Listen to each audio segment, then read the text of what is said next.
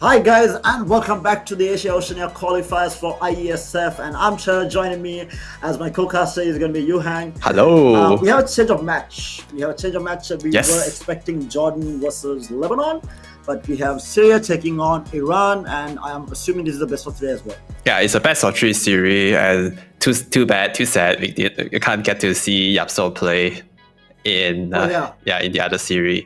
Unfortunate, but here. Unfortunate because he was one of idols when I started playing Dota, because he was already he was already like in the pro league, playing in Division 1 TI and all. I think he started off when I started following him. I think it was in Team Secret, so yeah, I think he's still in Team Secret, right? If I'm not mistaken. But yeah, not entirely sure. Not really sure. He used to be one of these players that I used to follow, and I was really looking forward to seeing. But sadly enough, we do have Iran taking on. We have Iran taking on Syria. Yeah, Syria. But yeah, it's another best of three matchups. So hopefully we'll get to see all three matches. Were you following the previous match that took place? You mean the Mongolia versus Malaysia? Yeah. Yeah, I did watch a little bit. It's a 2-0 for Mongolia. Is it? Yeah, it was. It was a bit of a rough one. I felt like Malaysia kind of dropped the ball on that, especially with game number one. I think they drafted themselves into a corner. And in the second game as well, with their carry pickup on the Dome, I felt like they were forced to play this very high-tempo game, and Mongolia played really well in that mid-game to kind of avoid fights completely. But yeah, we do have the rosters. Y'all just saw the rosters on the screen for Iran and Syria. Yes. I really haven't gotten to see any games between from either one of these teams. Were you able to catch any games from Iran and Syria? I think we did cast some of the game last night of Team Iran. I think I was with you, right? And they stormed. They stormed Oman last night. For Team Syria, I didn't get to watch them play at all. Now I'm trying to quickly go through their player profile, try to get some info of the player right now. Yeah, so looking at the standings right now, Iran is 3-0 right now, and Syria is 1-1. So Iran definitely the team to beat. We saw them stomping last night as well. So yes, they're definitely the team to beat in this current group. Whether they will be able to continue their dominance is going to be another question. I don't know whether they faced off against Syria before. I don't think so, because Syria has only played 2 games. So pretty sure it is the first time that they're running into each other. But looking at the standings, Iran coming in as the top dogs and Syria being the underdogs here. Let's hope that Syria is going to be able to put up a good fight up against Iran. Yeah. And I think currently Iran, they are undefeated in the group stage right now in this West Asia qualifier. That's a pretty impressive performance coming from them. Yeah, especially with the likes of the team from Jordan as well as Lebanon, like having taken games against them, because these are regions quite famous for the talent that they have put out over the years.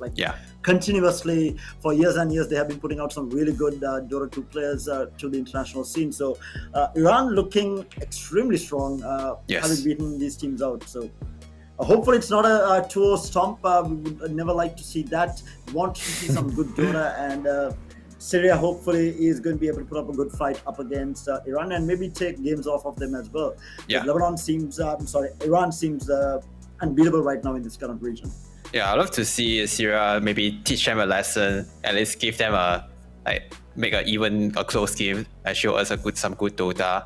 And last night, Iran, they just stormed Oman really hard. So we really don't want that to happen again in this best of 3 series. Yeah, for sure. And the 2 teams seem to be ready, so we should be going live with the draft in a little while.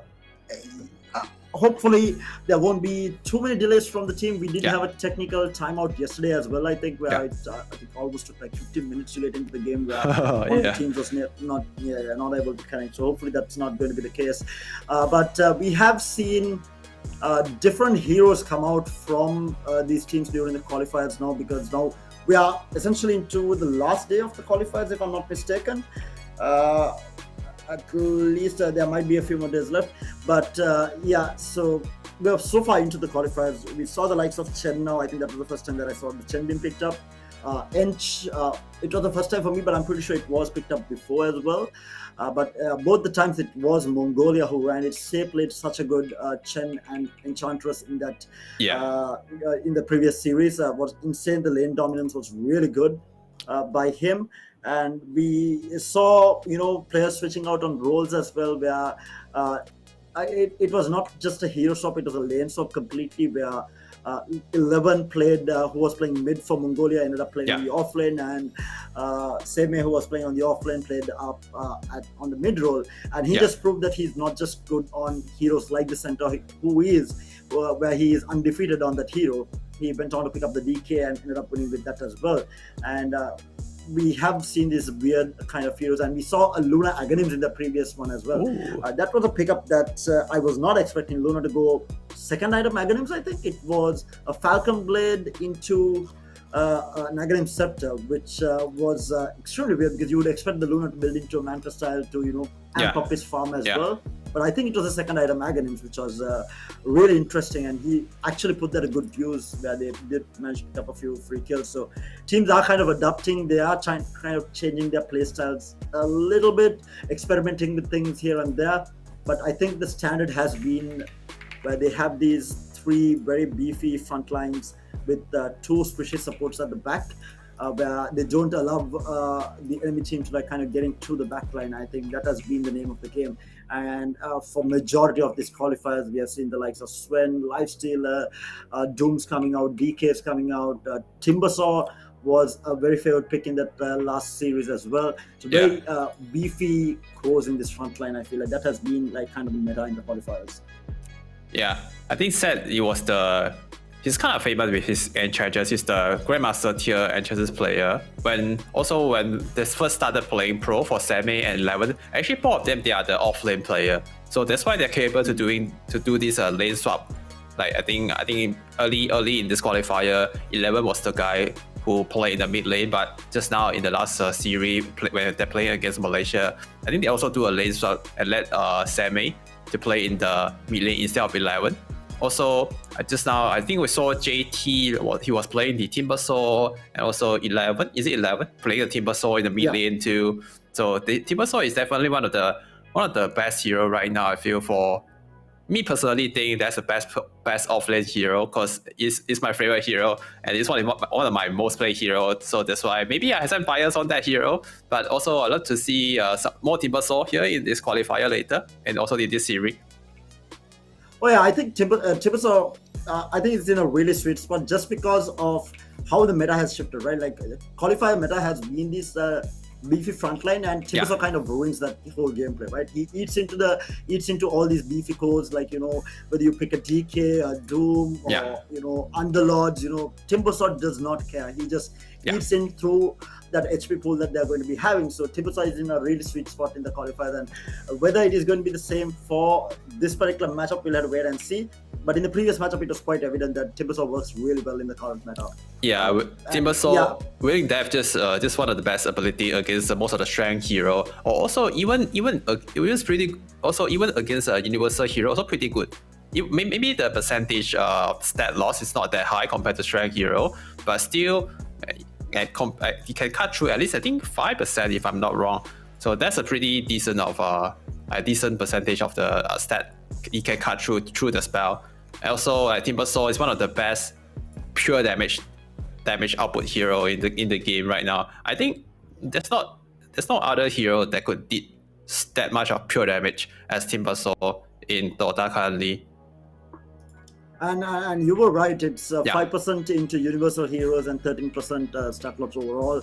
So he's in this position where he's able to kind of delete these backline supports as well. And you don't build the Timbersaw how Timbersaws are normally built anymore, because previously when the hero came out and when the hero was quite popular or in the meta, it was more of this, you used to go the pipe, you used to go these Crimson Guards, you're just this beefy frontline. But now there are times that, you ignore reactive armor completely, and you go for this burst damage with like a Blink Dagger, a Kaya, and you just jump in, delete like a couple of supports, or even a core for that matter. With you have so much of burst potential on this hero, and you're not bothered about being this beefy frontline anymore.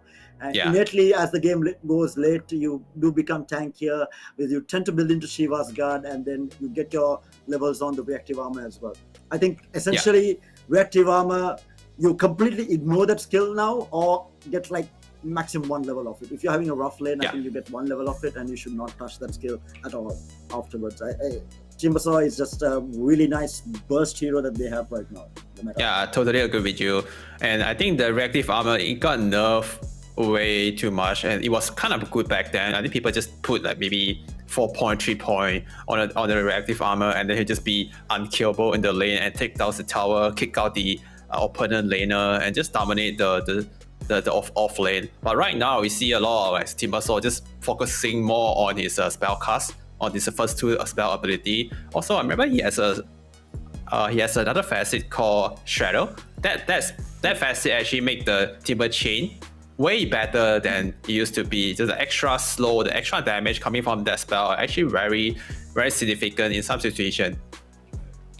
Indeed, and also the good part about this is I feel like teams have been experimenting around with this version 1 as well. We have seen now different types of carries come out. We have seen the likes of Morphlings, Shadow Fiends, Juggernauts, and now we saw Doom as well, and we saw Luna. I see like the version 1 role has just kind of like opened up completely, where you can essentially play a bit of anything. You can even run Queen of Pain on that version 1 role. It is kind of like an open role where you can't really ban. Teams can't really ban like a specific couple of heroes against this version 1 role, because you can easily put majority of these mid heroes on that version 1 role and majority of these offline heroes on that version 1 role as well. It's quite open. Yeah, it looks like we have the draft begin, and it's on the screen right now. So first, ban Slada coming from Syria is a very interesting first ban. Not sure, maybe it's because they're targeting the player, or maybe just a random ban coming from them. And Natural Prophet Brewmaster ban coming from Team Iran. Also, I feel like very player-focused bans, because we did see Iran. I think, was it Iran who ran the Slada yesterday, or was it Oman who ran it? I feel like I saw the Slada yesterday in the night. Yes, I can't remember which one of the teams who ran it. Maybe it was Iran, and this is why they're banning it. Tinkerban. Again, I feel like these are all very player-specific bans, because they're leaving out heroes like the Undying, and I'm not sure why that is. Like, you have the likes of Undying being left alone. Yeah, there's a lot of good hero left in the pool, and very good first pick coming from Syria here with this Pugna. It's a hero that we don't see a lot throughout this qualifier, but I personally like this hero. It's one of the best hero that can provide healing through his life drain, and it used to be better because I think he can provide mana through the life drain, also gaining mana through life drain. But I think in the recent patch, they take that away from that hero. But still, that's still a pretty good sustained hero to keep to heal someone, also save someone with this Decrepify. And a Silencer pick coming from Team Iran to make sure during those crucial moments, some crucial team fight, Pugna couldn't use his ability to save his allies. That's a pretty good pick from Team Iran to counter the Pugna. What is interesting is 3 of the strongest heroes that we have seen from this current patch has been ignored completely, which has been the Undying, the Queen of Pain, the Shadow Fiend.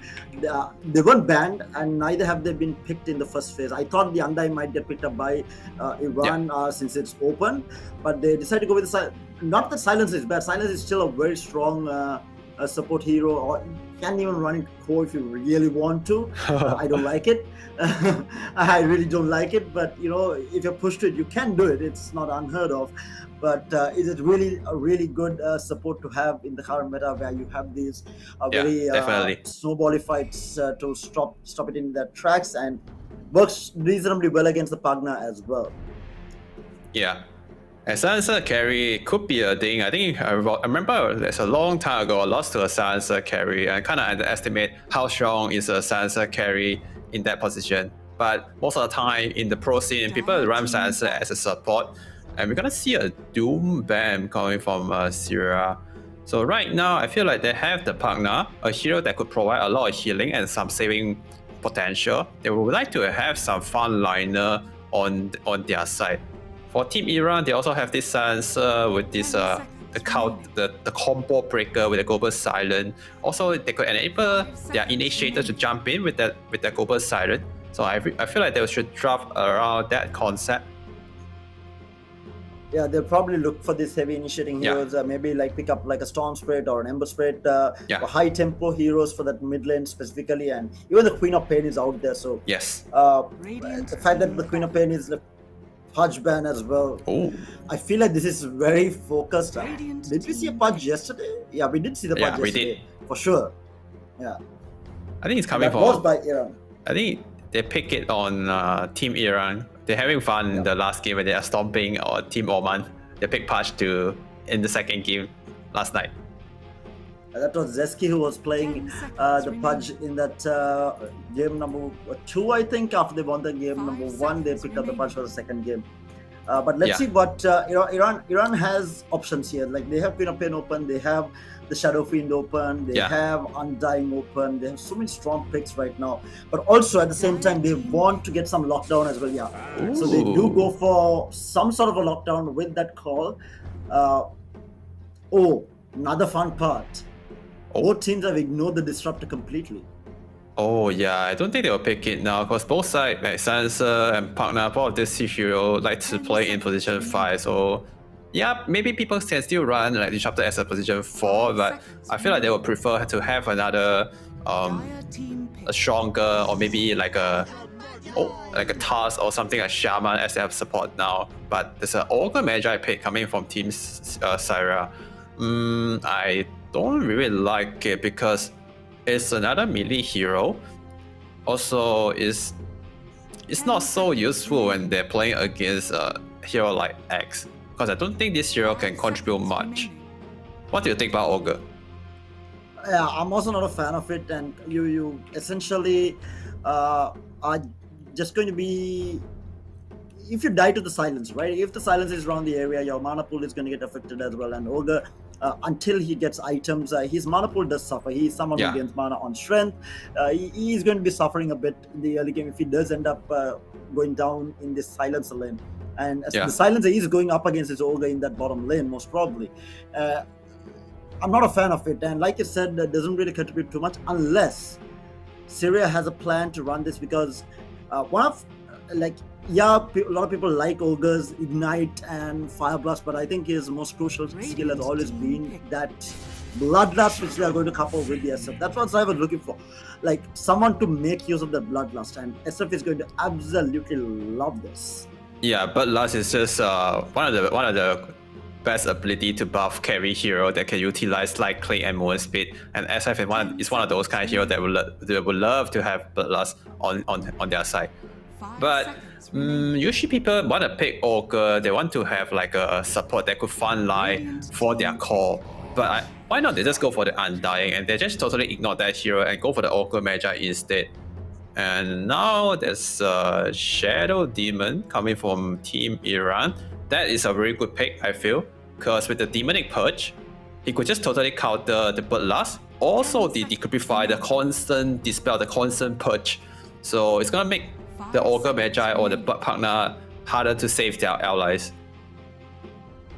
Yeah, and right now I think Iran, even though both teams have ignored a couple of the stronger heroes in the meta, I feel like Iran has the better draft. My only concern for them would be the lack of decent lockdown. But I was expecting this pick, Storm Spirit, to come out from Iran. I mean, they have the silencer in their back pocket. Storm is going to be able to initiate quite easily without having the fear of getting locked down. And to be fair, Syria doesn't have any sort of lockdown other than Ogre's stun, and that's whatever, essentially. Yeah, the Fire Blast also not a really good, not reliable stun to stop the Storm Spirit. So right now they really need to have some good control. Beastmaster with the Roar is a decent lockdown to deal with the Storm, but it's not gonna be very easy to always get the Roar off. He might need to get a Blink Dagger in order to do that. So right now, I feel they are missing a carry or mid for teams Syria, because SS can still be played in the mid lane or the safe lane. And for Team Iran, they need a good carry, a carry that could deal with the Beastmaster, and also could take objective to finish the game. So we see some good bands here, the Gyrocopter, the QP that you mentioned, that could play in the carry role, also get banned up. What do you think Iran might play as their position 1 here? They have Abaddon open as well, which is really nice against the Beastmaster, the Pugna, even the Ogre. Like you can dispel the Ignite, the Decryptify, and even take away the row from Beastmaster. So I feel like Abaddon might be a really nice pick for Iran right now. Yeah, I agree. Abaddon definitely a very good carry right now in this current meta. It's kind of hard to kill. Also, a Fatigue Shield is just so valuable right now. The strong Dispel. And usually people want to draft against Beastmaster. They want to think about like what hero that could kill the bot. So the Gyrocopter is one of those kind of heroes that could just use the Flag Cannon and damage the summons. Or they could just go for something like Clings, just instant kill the bot. But I'm just not sure what's the preference here for Team Iran. And last pick, Ember Spirit for Team Syria. So it's gonna be a SF carry, a mid Ember Spirit, and offlane Beastmaster. Which is not bad, to be fair, right now for Syria, because like I said, they don't have an effective way of dealing with the boars on the side of Iran. They go with the Morphling. Okay, not bad. It's a very solid carry hero, especially on the right hand, on the right player. But in the lane against Beastmaster, I'm not so sure if he could like deal with the summon. Maybe the Silencer can help a little bit, but I don't. If Beastmaster is good, it's not gonna be easy for Morphling and Silencer to deal with the Beastmaster in the lane. The summon is not gonna be easy for them to take it down, to take down.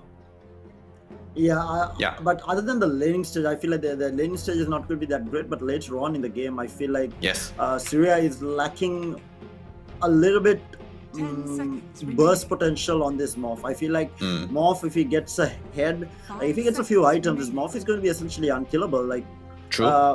Yeah, you have row unless the SF is like really far ahead. This Morph is going to survive through that row. They don't have the burst potential onto the Morph, and he's going to be able to.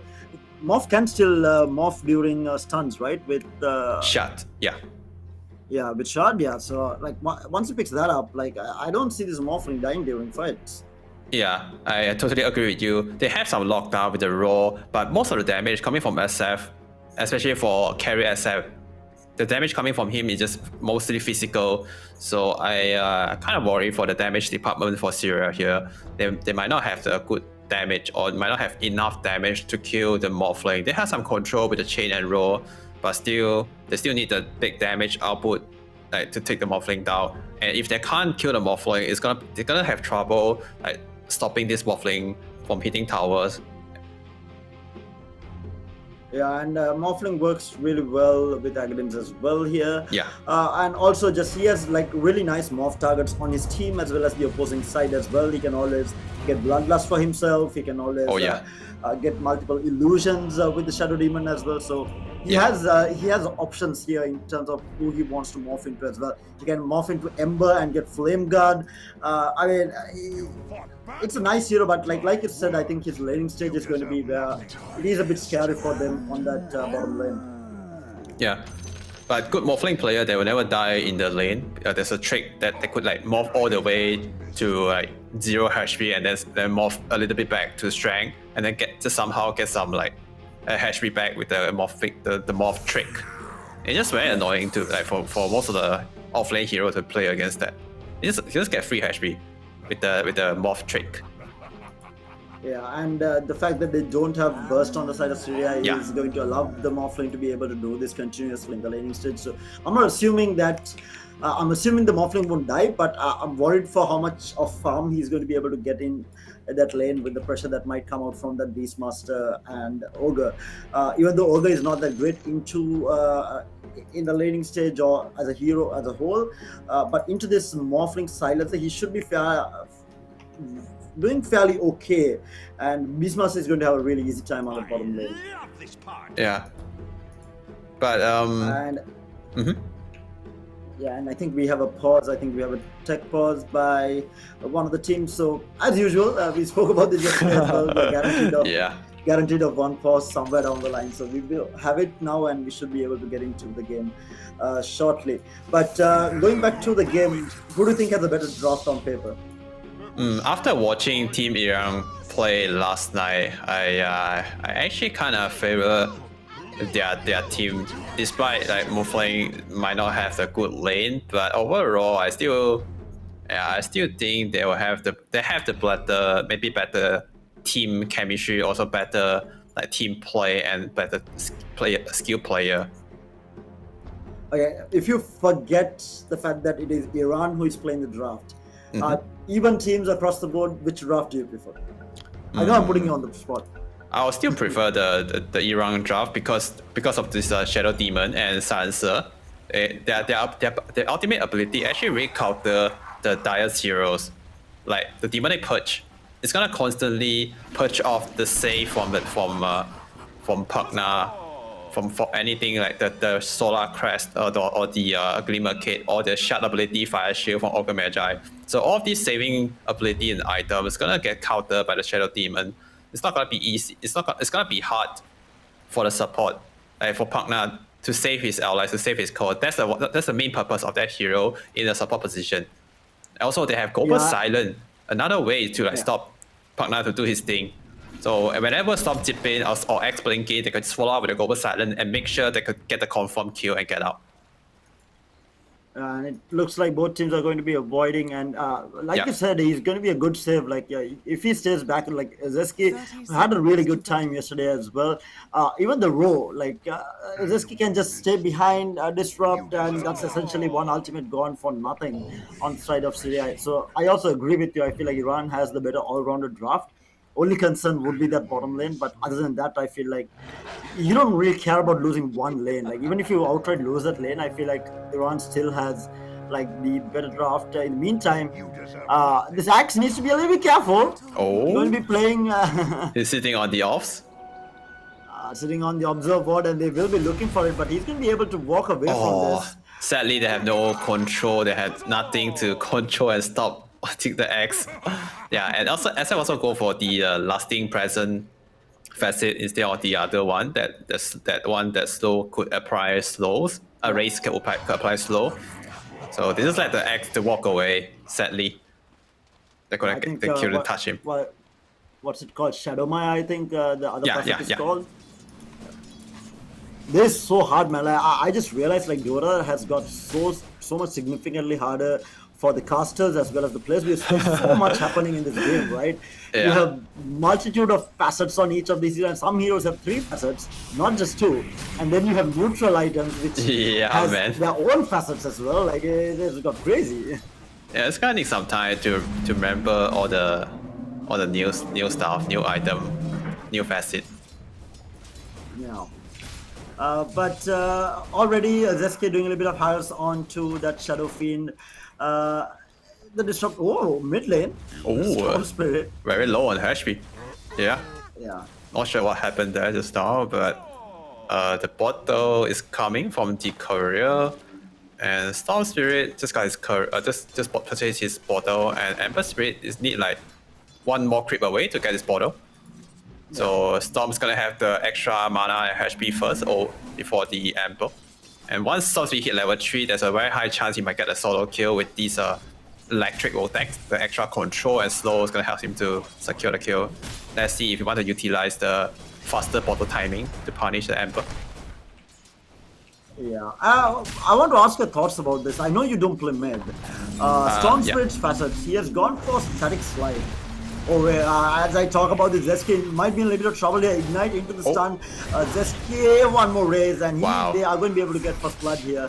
And there's nothing that the Axe can really do, but he does have the burn on top of him. Going to get stunned up for the time being. Razors are going to be on point here. Another Raze coming off cooldown, and wow, Axe might actually end up falling as well. 2 quick kills on that top lane.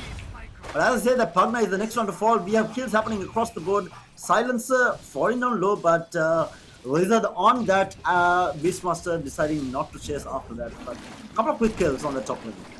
Yeah, that's the very good use of the level 2 power spike coming from Ogre Magi with this learning curve facet. At level 2, he'll get to have 3 skill points. So he has 2 points on the Ignite and 1 point on the Fire Blast. So that's how they got the kill on the Axe and the Shadow Demon. And now they might try to go on the Axe again, but Shadow Fiend don't have much mana to follow up with the triple Razors combo. Yeah, and at the same time, I think Zeski does just too much damage, and the fact that they can't really burst without the mana is going to be really rough. Yeah. And for the mid lane, Storm and Ember Spirit, both of them really low on the HP. They're also running out of the portal charges. And Storm? Oh! It's gonna die to the side of his chain damage, and it's just enough to take him down. That's a solo kill. Wow. That is a very rough start for Iran. Are we going to see Syria actually dethroning the undefeated Iran? Oh, that's another good storyline.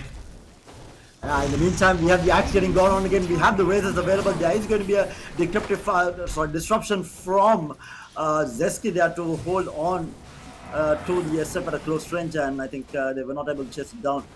This is always going to be the case. They need to hold on to the disruption as soon as the Ignite goes off. They don't want the SF getting anywhere close by to be able to get that triple Raze off. Yeah, he has to be very careful on how and when he uses disruption. If he uses it like offensively, he won't have it to save his axe. Also, Disruptor compared to Ogre Magi, he's not that strong in terms of landing presence. He can't offer that much in the lane compared to Ogre Magi. SF, top lane. He might be in trouble. SF. Okay, wait. Damage. It's gonna be enough. To this. They are going to grab that kill, and they might find the Ogre here as well. Axe needs to be a little bit careful. He does have the Ignite on him, just runs him down, and the Ogre might actually die here as well. So Zeski picking up a double kill for that. Very nice for him. Yeah, not bad. Now he's gonna have extra money to purchase some extra item. He actually bought the ball speed and back to the mid lane. Ember Spirit dropping low. One more spell. A bit of damage. Yeah, one more random should be enough to take the Ember Spirit down, but he also has the side of Fist to dodge that damage. Yeah, so going back to this, do you think Static Slide is better than the other facets? Yes. Where you have like an attack speed slow on. Yeah, I think there's an attack speed slow on it, right? Something like that, if I remember right. Or no, there's a debuff on it. Yeah, there's a debuff on the Overload. Oh, I think in most of the game, this static slide facet should be better. Storm is going to be in a lot of trouble as the Pugna rotates in. Good timing on that because the Storm Spirit still does not have 6. And they will grab that kill onto the Storm. That's twice that Storm has died. In the meantime, they're going to be running down Zeski on that top lane as well. We have Cole joining the fight, trying to run down this Shadow Fiend. Not going to be possible. And Axe needs to be careful as he's going to be running into this. Might end up falling, but no. The Ogre gets silenced. And this is going to be a pause, but the Beastmaster know in the middle of the fight what is happening. Lizard pauses the game. There's a fight happening, man. Axe, I think he's going to be fine. If Ogre Magi don't have the vision over the Axe, he couldn't use his Ignite. Let's see top. Okay, turn back and use the Battle Hunger. Got the Ignite off. It's going to be enough damage. The stun just running out of vision. The trees. It's going to be good enough. Just survives. Yeah. Very close one. Yeah, that's a very close one. Mid lane is also in a little bit of action going on in the mid lane as the Storm Spirit jumps in onto the Pugna. Storm Spirit should be enough damage and control to take down the Pugna. They might get the Ember as well, but Ember has a few remnants. He's level 7, so they are going to be trading a little bit of damage here, but that's about it. And I think they were trying to get the Storm just before he hit 6 again, but he managed to get 6 with a few creeps, and Pugna ends up paying with his life for it. That was a bird. Yeah, early on, Pugna did a really good job rotating to the mid lane to punish the Storm before he hits 6. I think that's the way to play against Storm right now in the mid lane. Just just ask for help, ask a supporter to rotate in to punish Storm, at least kill him one time before he hit level 6. And right now, 7-minute wisdom about to spawn, and looks like we won't see any big action on the wisdom shrine. Both support managed to capture the shrine and secure the experience. And what is interesting is that the Morphling is having a really good time in his bottom lane, which he shouldn't have had. I felt like the Beastmaster should have been able to pressure him a lot with the Pugna. But doesn't seem to be the case. Morphling is sitting quite happy ahead of that Beastmaster, around 600 net worth ahead of this Beastmaster in this lane. Yeah, Beastmaster is doing not so bad. Yeah, but I expect him to do better later after he gets his Hand of Dominator. Should be easier for him to lane against Morphling with the extra help from the neutral pit. But bottom lane, they're gonna try to gank him right now. Yeah, they might actually find Lizard here. He gets silenced up. They are trying to fight up against this Pugman, trying to do as much damage as possible. The board's doing well enough, but the waveform forward will clean up that kill onto the Beastmaster. They are looking for the Pugman as well. As the Storm joins in onto the fight, does have the electric vortex available. Will pull him out at the last moment, and that is a little bit of between Stolen and Cole picking up that kill. Would I prefer to give it to the Storm? Yep. Really good rotation coming from Team Iran. Bring the Storm, they bring the extra support in. And Iesf and Augur, they are sitting at the twin gate looking for any counter play. They are coming from behind. Yeah. It's a very early rotation from him. He might have been spotted out here. But the Ogre coming in from the side, they are actually ignoring the silence completely. And they're looking for the Morphling. Iesf is also going to be looking for the Morphling. He's trying to TP out, not going to happen. So Iesf correctly choosing the target, and the silence is going to get run down by Kagami here on that Ogre. He's going to be able to get out as the Ignite runs out. So they wanted the priority target onto that Morphling. Yeah, that's a big fish. That's a big kill they get. And they might be able to take this tier 1 tower down bottom after the Morphling kill. But meanwhile, look at the top. X is having some good time. He can also apply some pressure and getting some good farm by himself. And he's about to complete his Blade Meal very soon. After he gets his Blade Meal and the Blink Dagger or the Shard, might not be very easy for Team Syria to play the next 5 minutes after they got the dagger on X. I think Syria did a really good job in the early game, at least during the laning stage. But this is a complete ball game. As soon as they get the Global Silence online, Axe gets like a Blink Dagger. I think that's where the game is going to change towards Iran. They are looking for the Axe all over again. We have the Pugna rotating in as well. He's coming in from the side. Decryptify is going to slow him out for a bit. But I think Iesf is like, it's just too much of a deep chase. He knows on that. They might have an engagement here on the Strangle here, as the Ember Spirit is looking for a kill onto the Shadow Demon, but the Silencer joins the fight as well, and this is going to be a dead Ember most probably. He's trying to remnant out of there, but it's not going to happen. A little bit of Instolen. Zeski is going to be the one cleaning him up. You have to be careful. Silencer, unless you burst him down, he dishes out quite a bit of damage, and especially with Zeski close by as well. Yeah. That was even without the Demonic Purge. Yeah. The Arcane Curse is also a really good spell, very effective against hero like Ember Spirit, who like to cast a lot of spell in a team fight. Also, Silencer didn't even go for the Global Silence yet, but still, he's still having some good impact. Currently sitting with 5 stolen intelligence.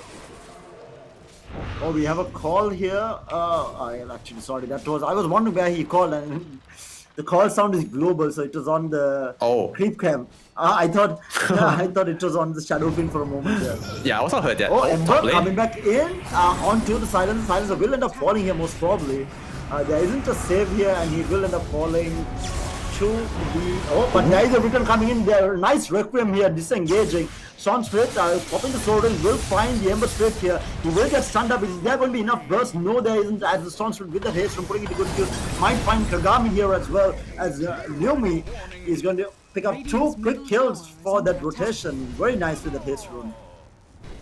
Yeah, also he has a haste rune on Storm Spirit, so he could just zip in and don't have to worry about his mana, can just walk away. And also just now, I think actually used his ulti just now on the Ancient Camp to speed out his farm. That's why we heard the sound. But yeah, I never expect he could use it to farm on the Ancient Camp. But yeah, but some good efficient for X to speed out his item timing.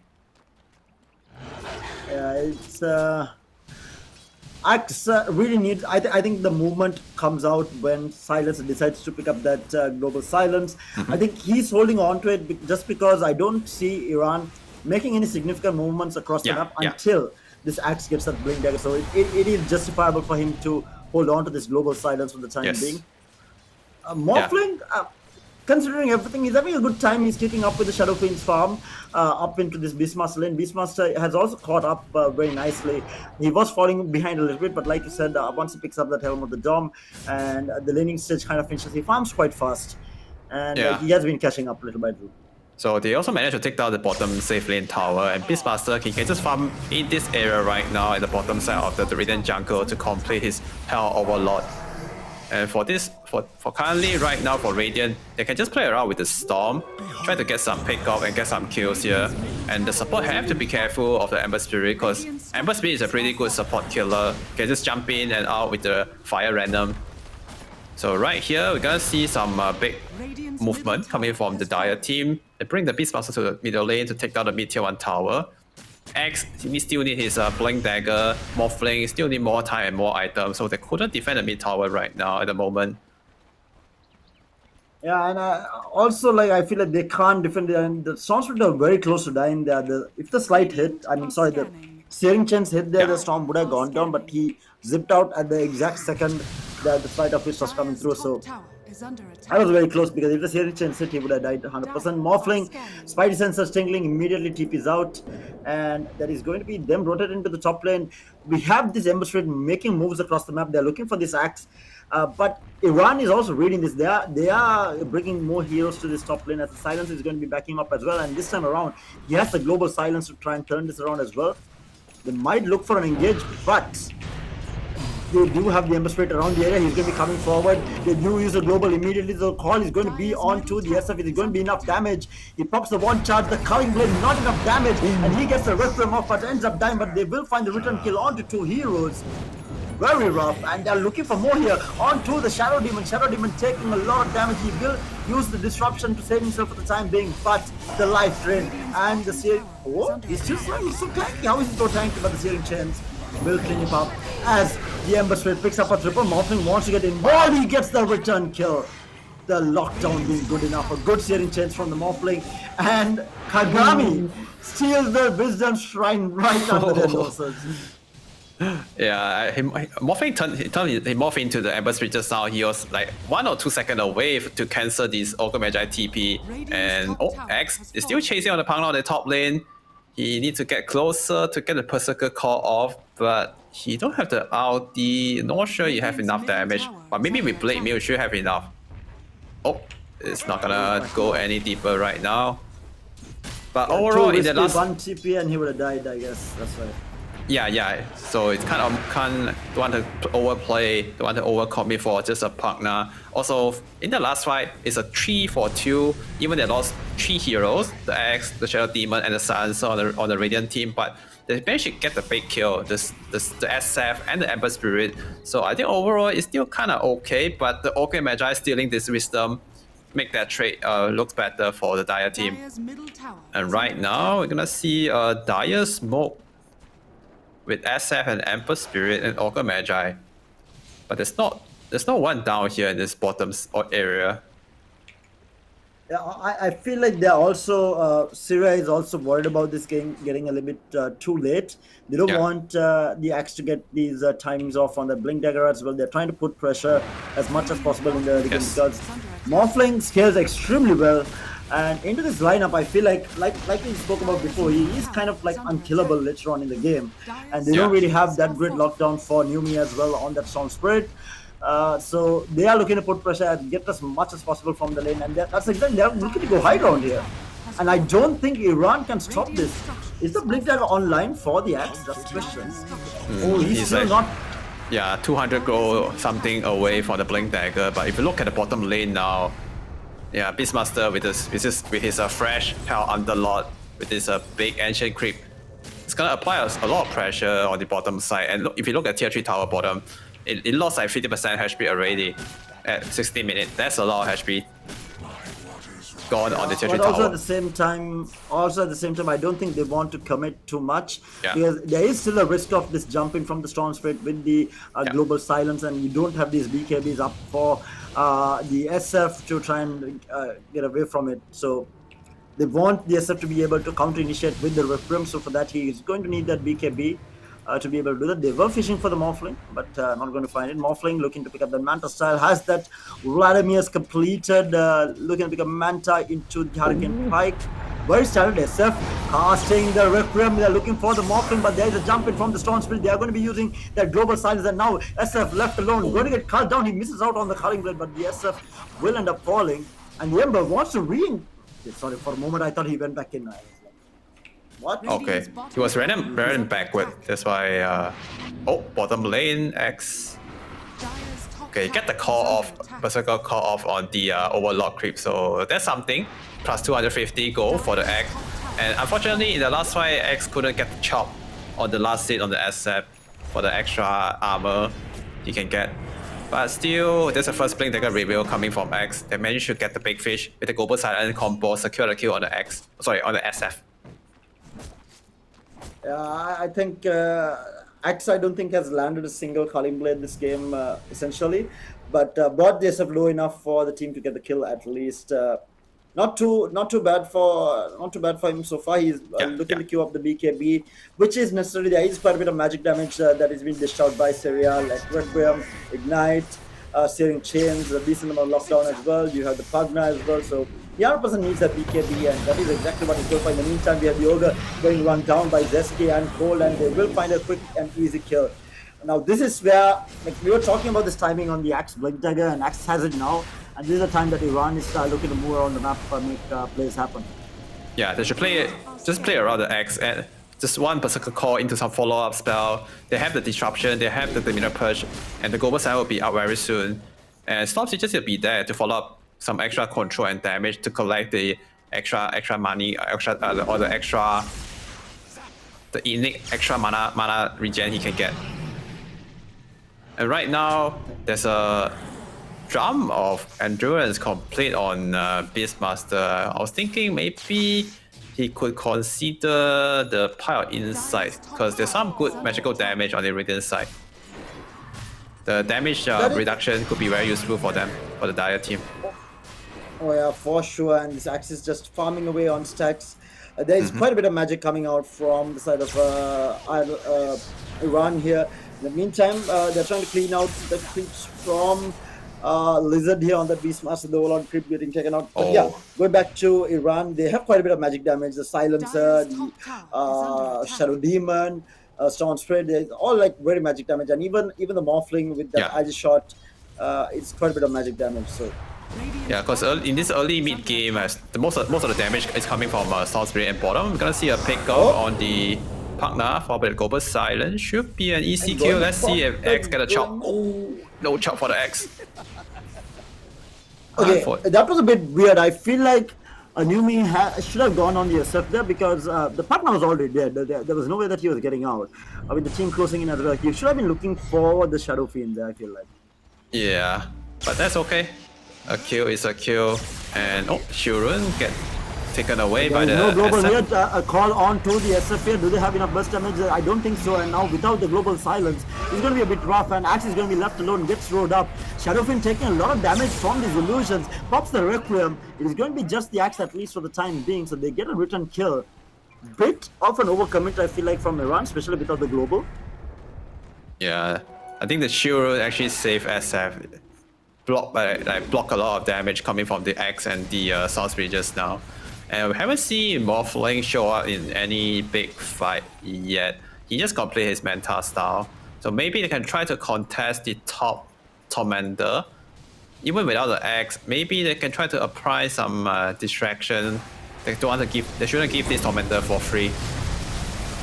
It looks like they might have to concede it. They might get a few kills if they don't jump on it. It's not going to happen. It's Kagami is going to be the one picking up that shot. It is quite nice to have because of that shield. Storm Spirit gets chained up. Do they have the damage? He got a little bit over zealous there. Will end up falling. Kagami will be the next one to fall, but no, he survives. ends up falling, and now Morphling in the middle of everything. He's going to be able to dish out so much damage onto Lizard. Lizard gets disrupted up, and it is going to be a dead Beastmaster most probably. If A9 wants to chase him down, A9 does chase him down, trying to TP out, not going to be possible as he gets a double kill, looking for more slide of his into the syringe, and Morphling with a triple kill. Very well played by the Morphling. Gets the morph that he requires, turns into the Ember Spirit, gets searing chains all over the place. Even though with the mistake from the Storm Spirit, they cleaned that up quite nicely. Yeah, Morphling shows up, and that's the Morphling that we need to see from Team Iran.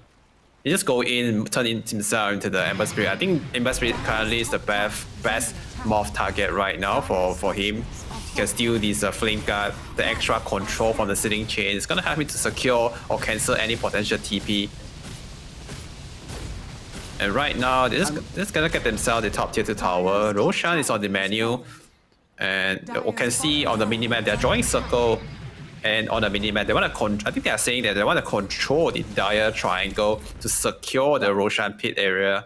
That's a really good move coming from Team Iran. And X down there. Oh, we have the call onto the Shadow Fiend in the middle of a creep, but I don't think there's enough damage. Global Silence is going to be used to keep the Axe alive, but that's not going to be the case. That's going to be global wasted, and the Axe just kind of overestimating himself and underestimating the Shadow Fiend's damage that is going to be coming out. And you saw, so Shadow Fiend as a hero suffers from the lack of really good attack speed, but Kagami on that Ogre kind of fixes that issue with the Bloodlust. Yeah. Absolutely. And also, X shouldn't go for this kind of solo play. They also wasted the Global Silence to trying to save the X, or maybe trying to help him to get the kill. And I feel like X alone is not enough damage to kill someone like SF from 100 to 0. You need to go with Storm or at least the Morphling to get all this core kill. And at this moment, if we keep doing that, actually it's gonna give a lot of gold away to the Dire team. They have oh, let me check if they have any smoke. They don't have any smoke in their inventory right now for Team Iran, but the Dire team, they're making a smoke play on the top. So any kills, this is the right play as well, right? Because Global Silence is down, this is the time for them to go, and they're looking to pressure the towers, and they're so good at pushing down towers with the armor minus that is coming out from the Shadow Fiend, as well as the dodge animation cancel by the Morphling. But is this going to be enough damage to bring the Morphling down? Morphling is going to be able to get out as the Storm Spirit jumps in onto the Iesf, doing a lot of damage up and down onto Lizard. In the Requiem, they are forced to back off, so the disengage coming out from the Iranian side, and the Morphling wants to go back in. Axe though, down to low HP, might end up falling. No, that's not going to be the case, as they are going to give all the life onto the Ember Spirit. They're still looking to fight this, as the Storm Spirit jumps back in onto the partner, but taking so much damage, will end up falling. That's a big goal coming from the Storm. They should have been happy by the fact that they were able to disengage that fight, especially without Global Silence. Storm A9 playing on the edge of life. That's the second time that he just went in and died. Yeah. I think they started the fight with a very good initiation on the Morphling, but also Shadow Demon is watching at the back with the disruption. He's really patient on how and when he want to use the spell, but just now Storm went in, and I think he go a bit too far. Also, he made the same mistake like how he did. Oh, they have Global, a two-man call coming out from the X. The Global to follow up as well. Morphling jumps in. They are able to delete the Beastmaster. They find the Ogre as well, and now the disruption onto the SF. Immediate Manta away from the Searing Chain. They will find the SF here as well. So a good 3 kills going in their favor. They are going to find the partner as well. Morphling shining, and that's exactly what they wanted with that Global Silence, and a really good call coming out from Jep here on that Axe onto 2 heroes, deleting 2 heroes right off the bat with that call. Yeah, that's the way that they should play with the Axe. Just blink in. Also, need the damage output hero to be there to follow up instead of going in alone. And bottom, they might get another call here. Follow after the Storm damage, and the damage should be enough to grab the Ember Spirit. And just nice. 25 minutes, the Roshan rotate to the top Roshan pit. And right now, without Ember for 40 seconds, should be a free Roshan right now for Team Iran. Oh yeah, and this Morphling is getting extremely scary now. He has been essentially free farming the whole time, sitting at 17k net worth. This man, A9, is extremely fat now. Yeah, it's like 5,000. Oh, sorry, 4,000. 4 or 5,000 gold ahead of the enemy opponent carry right now, and now he has Aegis about to complete his BKB. He's kind of unstoppable at the moment right now. just middle Storm getting caught with the roll. But the immediate save coming out from the disruption. This was the problem that we spoke about earlier as well. Yes. They have the save for the row, and that's a big ultimate down for the side of Syria for these fights. And they need to be careful. Searing Chains onto the Storm, but there should be another disruption. And Zeski is playing it really well. He's staying back as much as possible, holding on to the disruption to be used only when it is needed, essentially. Yes. Yeah, he's really patient with his disruption usage. Also, he always at the right place at the right time, always sitting at the back, always ready to cast his spell. And he also has this Ether Lens for the extra cast range, so to make sure he can always get his spell off on the right time. Yeah, and Storm is looking to pick up that Shiva's guard as well, trying to deal with the armor mitigation, that the negative armor that is going to be coming out from the Shadow Field. Disruption onto Kagami here. Kagami is going to get etherealed up, at least for the time being, but will end up falling too cold, and that's even more intel being dragged away from him. And little by little, Iran is looking to close this game out. I feel like they are in the driver's seat. As of in the meantime, he's trying to split push this on the bottom lane, but to be fair, Iesf does take the towers quite fast, but he's so far behind farm. Yeah. Also, one very cool interaction that we forget to mention is Ogre Magi, when he dies, he not gonna lose any intel to the Silencer. Just now when he died to the Silencer, died to the X-Chop, Silencer didn't gain any intelligence from the Ogre Magi kill. That's a very interesting, very cool interaction. Oh yeah, because he does not have intel. Yeah, it's zero intel. Is one of the heroes that has no intel in Dota 2. Yeah, in the meantime, bottom lane, they are going to trade tier 3 towers at least, but that is for Rex. Soundsfield jumps in, immediately Global Silence is going to be used. The Axe is not able to blink with the Shadow Field illusions hitting. They are not going to find anything for it. So at least a little bit of damage mitigation coming out from Syria. They were able to get at least a tier 3 tower for it. Storm still jumping forward. Needs to be careful though. He's going really aggressive here. Going to go on to the Beastmaster here. He's all alone here. Needs to be careful. Gets rolled up. But where is the follow-up coming from this team? They are going to be backing off as both the heroes are going to be keeping out of here.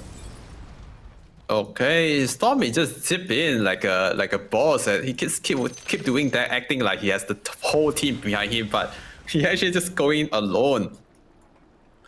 Yeah, and that was without Global Silence, which I just popped earlier. Yeah, just going in like don't care. I kind of worry about Storm's rate. I don't want to have this guy on my team give me some heart attack. But right now, we can see just now bottom tower getting destroyed by this Beastmaster and Iesf. But they trade this mid tier one and the mid Rex also. And they still have Aegis, I believe, on the Morphling. 1 minute, 30 seconds left. They can try to apply some pressure, more pressure from the bottom side, from the bottom lane. Oh, Storm zipping again. Zipping again onto the Ember Spirit here. The lockdown is going to be there with the Silence coming out from the Silencer. And that Zeski going to be picking up that kill. Really nice kill to have. Last word. And the Ember popped, I think, the Flame Guard there on the last word and got silenced immediately. So yeah, that's a guaranteed kill. Yeah, that's a +1 intel for the Silencer, and no Ember Spirit for 30 seconds, and 1 minute left on the Aegis.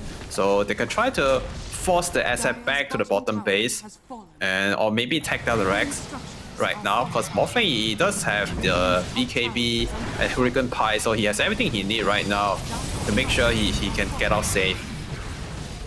So I feel like N9 is essentially unkillable. The Stormswift zips back in again. We have the waveform forward. It's going to be the Ogre immediately dying. Like, that's a tanky Ogre that's just getting deleted. Morphling dishing out so much damage right now, hitting for close to 400 damage. Oh my lord. X-Bane Kane, get a call. Call onto the Beastmaster. Global Silence is going to be used, so there is not going to be any save. Lizard going to be popping the BKB and going to be using the road to get out, and that's another ultimate down. And a BKB popped on Lizard as well. So this might be mega crates if they want to go for it. I don't think they want to force this either, because they're in a sweet spot here. I don't think Syria can fight into them anymore, so they don't really need to force it and give away anything. Aegis is about to expire in a few seconds, but Morphling, he has a full butterfly complete. Wow, and this guy is gonna hit really hard, man. And I'm not sure if they have the damage to kill Morphling right now, unless Morphling somehow didn't like press his Morph Strength. Also, the roll is on cooldown for 30 seconds. They can try to go for this last set of Rex. Iesf, go for the sneaky play. Cheeky. With the Shadow Blade going for the Requiem, but the waveform forward onto the Ogre. When do they have the damage? Morphling! No. They have no ages. He gets bursted down and no Sharp to morph through that either. So he does get bursted down. There was no global to try and save him either. Silencer is going to be able to get out, and Show is going to be the Shadow Demon who is going to be able to get out as well. That's a big kill though. Yeah, he turned himself into Ogre Magi, trying to get some extra stun or maybe extra buff with the Bloodlust, and he was trying to burst the Ogre Magi, but just nice, the Requiem come in with this first Shadow Blade reveal, I believe, from SF, and caught Morphling off guard. He couldn't morph back to his own form to morph the HP, and that's a costly mistake coming from A9. But there's not much objective left on the map. SF, okay, he does get a double damage, amplified damage I should say. Maybe can take down the mid-Rex, and Shadow Demon, he has the 2 charges on the Demonic Push. He could push off the AD rune now, Explicate. Oh, the call onto the Shadow Fiend, and he gets immediately bursted down with the Axe Call, and the global side to follow up as well. They're looking for the Beastmaster. He's going to be able to get out, but the Purge is going to be there, and it is going to be the Pragna who is going to be saving him, but the Storm Spirit still looking for more here. Zips forward, needs to be careful. They will find the kill onto the Pragna. They will find the Ogre as well. In the meantime, Ember Spirit just comes in and dies as A9 respawns, and it is going to be A9 picking up a triple kill, and they called it? They called it an immediate disconnect, not even waiting for it. That's a rough one. Yeah, that's a rough one. I didn't expect the Ember Spirit go back in also to save the support, and SF getting caught off guard by the X core. I feel like a hero like SF, all those kind of very hard light click hero, they have to always be careful on the X Blink Berserker Core and Blade Mill combo. It's gonna be really effective to return the damage of the minute to follow up with the Global Silence to burst them down. And right now in this game, I can tell that as Team Syria, they have some potential to beat Team Iran if they have a proper gameplay. To be fair, I feel like this is the best that has been happening for best that any team has done against Iran so far. I felt like Iran was sweating a little bit in the early game, but A9, what a dominant performance from him on this Morphling. Literally carried the team, and Storm Spirit it felt like he was being a bit clowny towards the earlier part, but he knew what he was doing, right? Because he knew that the Morphling was there to back him up. Even if he dies, he knew that the team was able to clean up these fights, and he was just the going initiator for kind of baiting the enemy team to use these spells where the Axe can jump in and get these really nice calls, and I think they played it extremely well towards the latter part. Yeah, absolutely. I think even Storm, he dip in and die. He don't have to worry about the game, because he know that the Morphling's gonna carry his ass. And this game, Morphling, he definitely the MVP of this game. He farms well. The team bought him a lot of time, around maybe minute 20 on the top side. He showed up and somehow morphed into Ember Spirit and get a triple kill. And it all started from that triple kill. And Morphling just out farm everyone from there, and he ended the game with 11-7 KDA. Oh, it's a pretty impressive performance. And if you look at the replay right now, and this fight, this is a pretty interesting fight. Yeah, because this fight was huge, right? Because they didn't even have the Storm Spirit. They took this fight 4 versus 5, and it was only due to the fact that they had the Global Silence coming off cooldown and Axe getting a very nice call. This is the only time that you would see the Morphling really making a mistake in that game, just getting a little bit over aggressive. But they knew already that they had the game in the bag, and here they are getting called essentially the last fight of this match. Bit of a rough one for Syria. They had a really nice early game, but they weren't able to continue the pressure. And overall, I feel like the Shadow Fiend did not farm effectively well enough. He was falling way too behind farm. He was joining these team fights a lot with the team, and was not finding the farm when he needed to. Yeah, also this Morphling, the last pick, I think this is a really good Morphling last pick, and they just don't have any good answer in the late game or to counter the Morphling. Even SF managed to have a better game, have a decent farm or equal net worth. I still not really sure if SF could beat Morphling in this carry matchup. They have the save from the disruption, also the global silent, and the X Berserker Core also very effective to counter, to control the SF this game.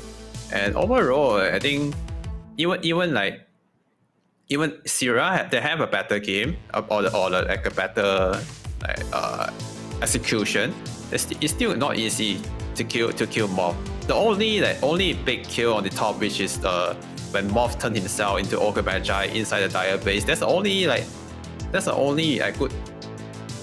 good kill they can get. But also it's because of Morphling making the mistake, giving them chance to get the kill. Yeah, I think they were not able to pressure the Morphling.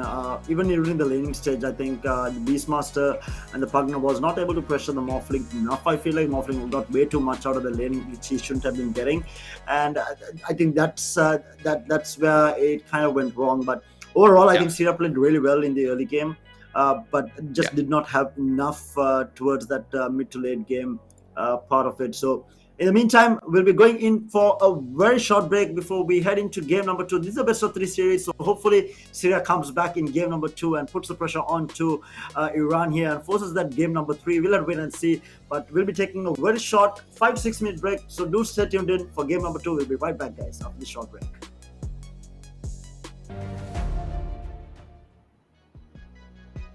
Hello and welcome back everyone to the Asia-Oceania Qualifiers of Iesf. And joining your live is me, Tara, and with me is Yuha. Hello. We are joining for the Iran versus Syria best of 3 matchup. Iran taking game number 1, and we are about to head into game number 2. We are Syria wanting to grab that second game. They had a fairly okay, like a very decent early game in that game number 1, but weren't able to convert that into the later game. Yeah, we have like 10 out of 10 players in the lobby right now. Should be starting very soon. But let's talk about the draft a little bit. So in the last game, they go for the first pick partner, and it didn't work out for them. Also, there's a silencer and disruptor to counter the partner very hard. So I feel like for Team Syria, they do have pretty good very skillful player. But maybe they need to do some changes on the draft, because that is part of the game too in this Dota 2 captain mode. The draft plays a big part of the game. They need to get the right hero to counter the opponent hero, or maybe just get some good synergy hero together in order to close this game. Yeah, that is true, because and they let out quite a bit of strong heroes as well. I mean, they had the option of going for this first pick. Undying so is extremely strong, and the Queen of Pain. Both the heroes were left out open in the draft, and I feel like, especially Undying, forgetting even the Queen of Pain, I think Undying is too strong of a hero to ignore. Yeah, I agree. The likes of Disruptor. I think if you really want to first pick a support, I think the Disruptor would have been a lot better pick than the partner. Yeah, gives that really nice static storm.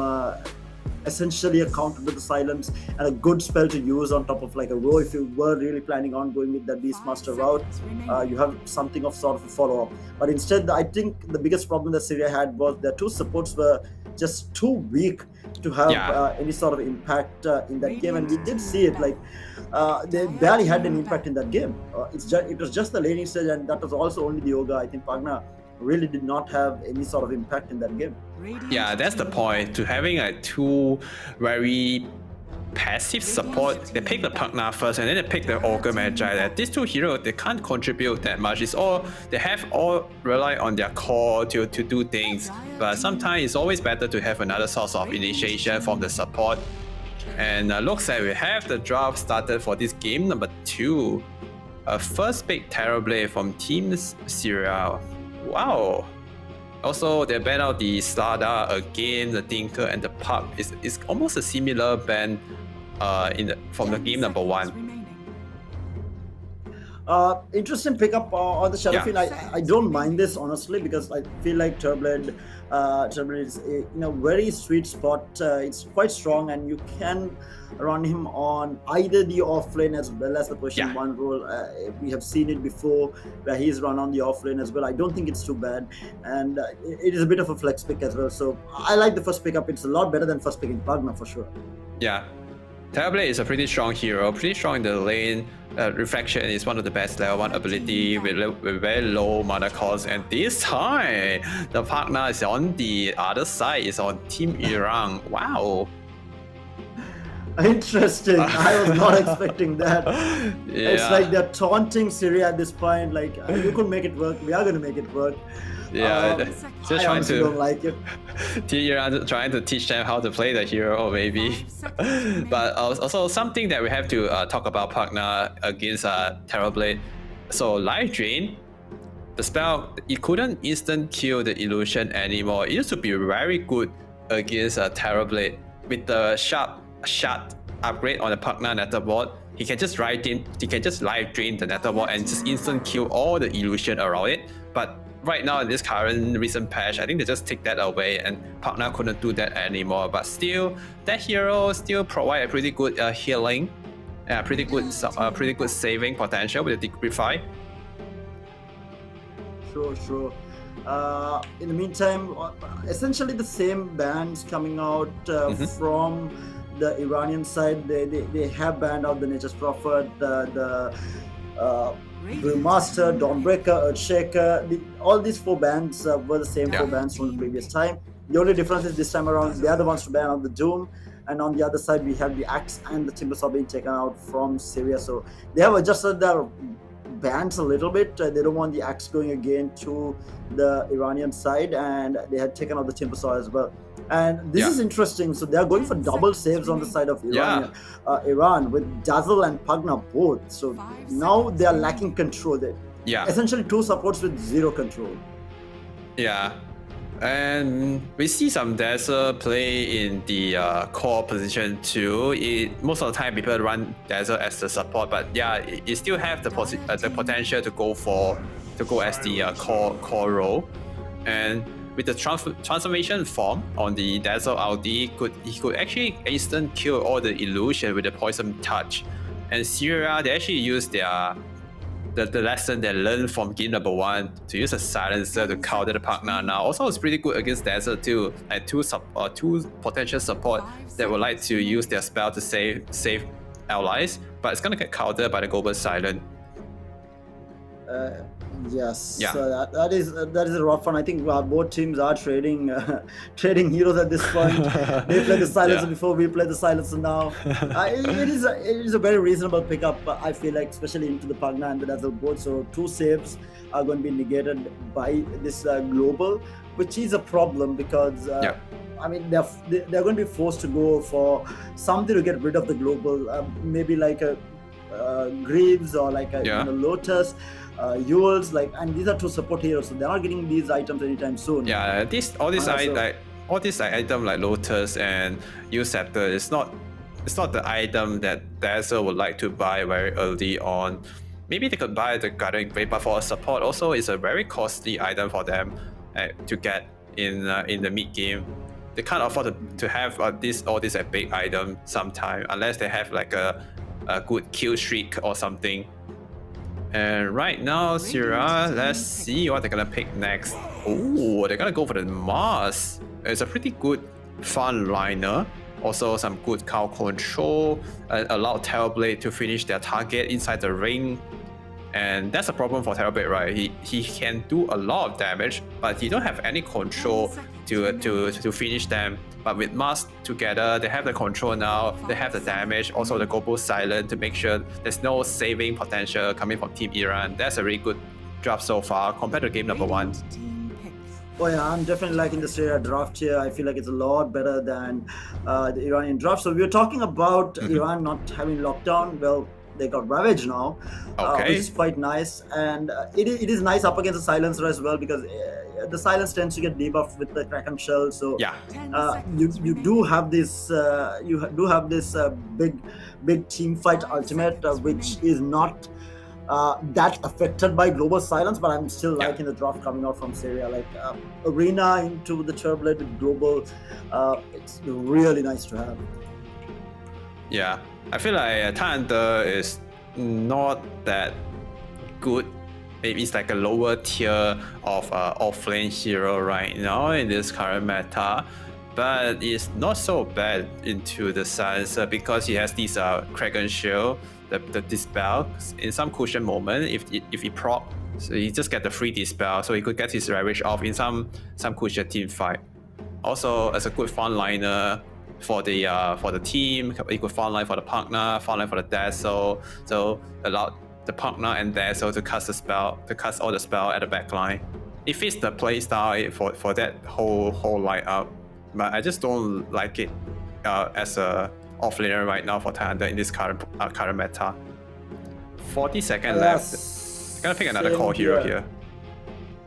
What else could they have picked though? Like without the Tidehunter here, I feel like they needed lockdown as well. Maybe like the Beastmaster if at all. Yeah. But still, that's very single target, and all the heroes right now are single target other than the Tidehunter. So if they got the Beastmaster here, that would have been like another single target spell. And they go with the Medusa. Interesting. And Medusa is a hero that don't really care about the silent, but in this core-to-core matchup, Medusa against Terrorblade, I feel like Terrorblade actually have some pretty good advantage against the Medusa because of the reflection. You could get a copy of the Medusa. Also, can the illusion of the copy can use the split shot. So and that reflection actually really effective against hero like Medusa, but they still pick it into it. Yeah, and I feel like Terrorblade does fairly okay up against the Medusa, even like ultra late game. I feel like Iran is losing this draft. Honestly, like I don't see how they can.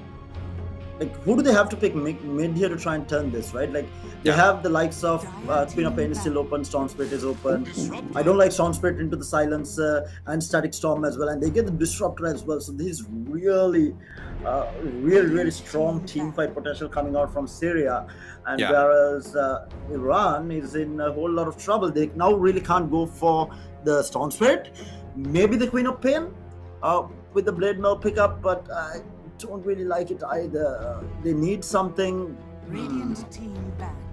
Yeah, I really like this Disruptor pick coming from Team Syria because the Static Storm, it cannot be dispelled by the Kraken Shield. So if he's stuck inside the kinetic field, also the kinetic field cannot be dispelled too by the Kraken Shield. So Disruptor is one of the best support hero to control the Tidehunter. Yeah, because of the Kraken Shield couldn't dispel the Static Storm or the kinetic field. In this game. And also one thing that I have to mention is like Partner and Dazzle, these two heroes, they provide pretty good healing, but hero like Medusa, he don't lose HP, he only lose mana. So Medusa won't get any benefit at all from the first two pick from Team Iran. He won't get any heal, any HP heal coming from Dazzle or the Partner. Also now Life Drain doesn't heal mana at all. So there's a lot of like bad synergy I feel on Team Iran right now.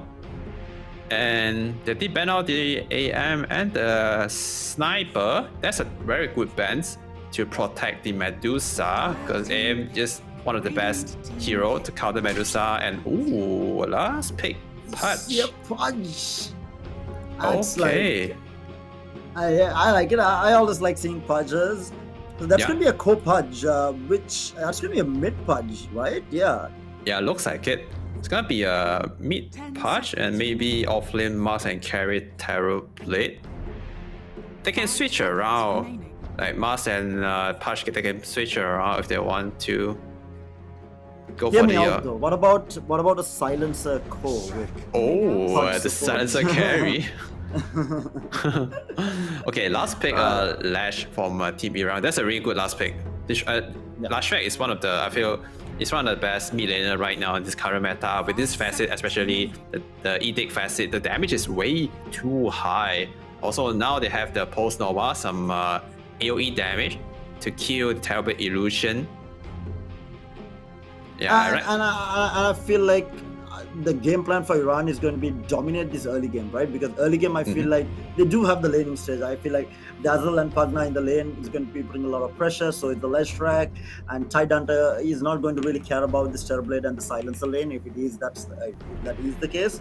Yeah. So I feel like, and then they like kind of group up when the Diabolic Elite is at like level 4 or like 3 for that matter, and then just like snowball from there onwards, which they can do actually, and they can get ahead far enough before this Terrorblade gets his items and maybe Mars gets his Blink Dagger. They can get like multiple towers before that time, and I don't see Syria being able to contest them for the initial couple of towers at least. Yeah. So this time I feel like it's a closer draft, but I still prefer Team Iran.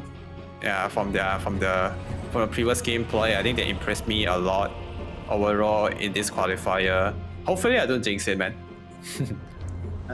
Let's see, because on paper, if I don't consider the players from either side, I feel like Syria does have the better fight. I think they just need to survive the laning stage only. I think the mid game is also there. So like once you get a Blink Dagger on Mars, level 6 on Silence, I feel like they have the fight.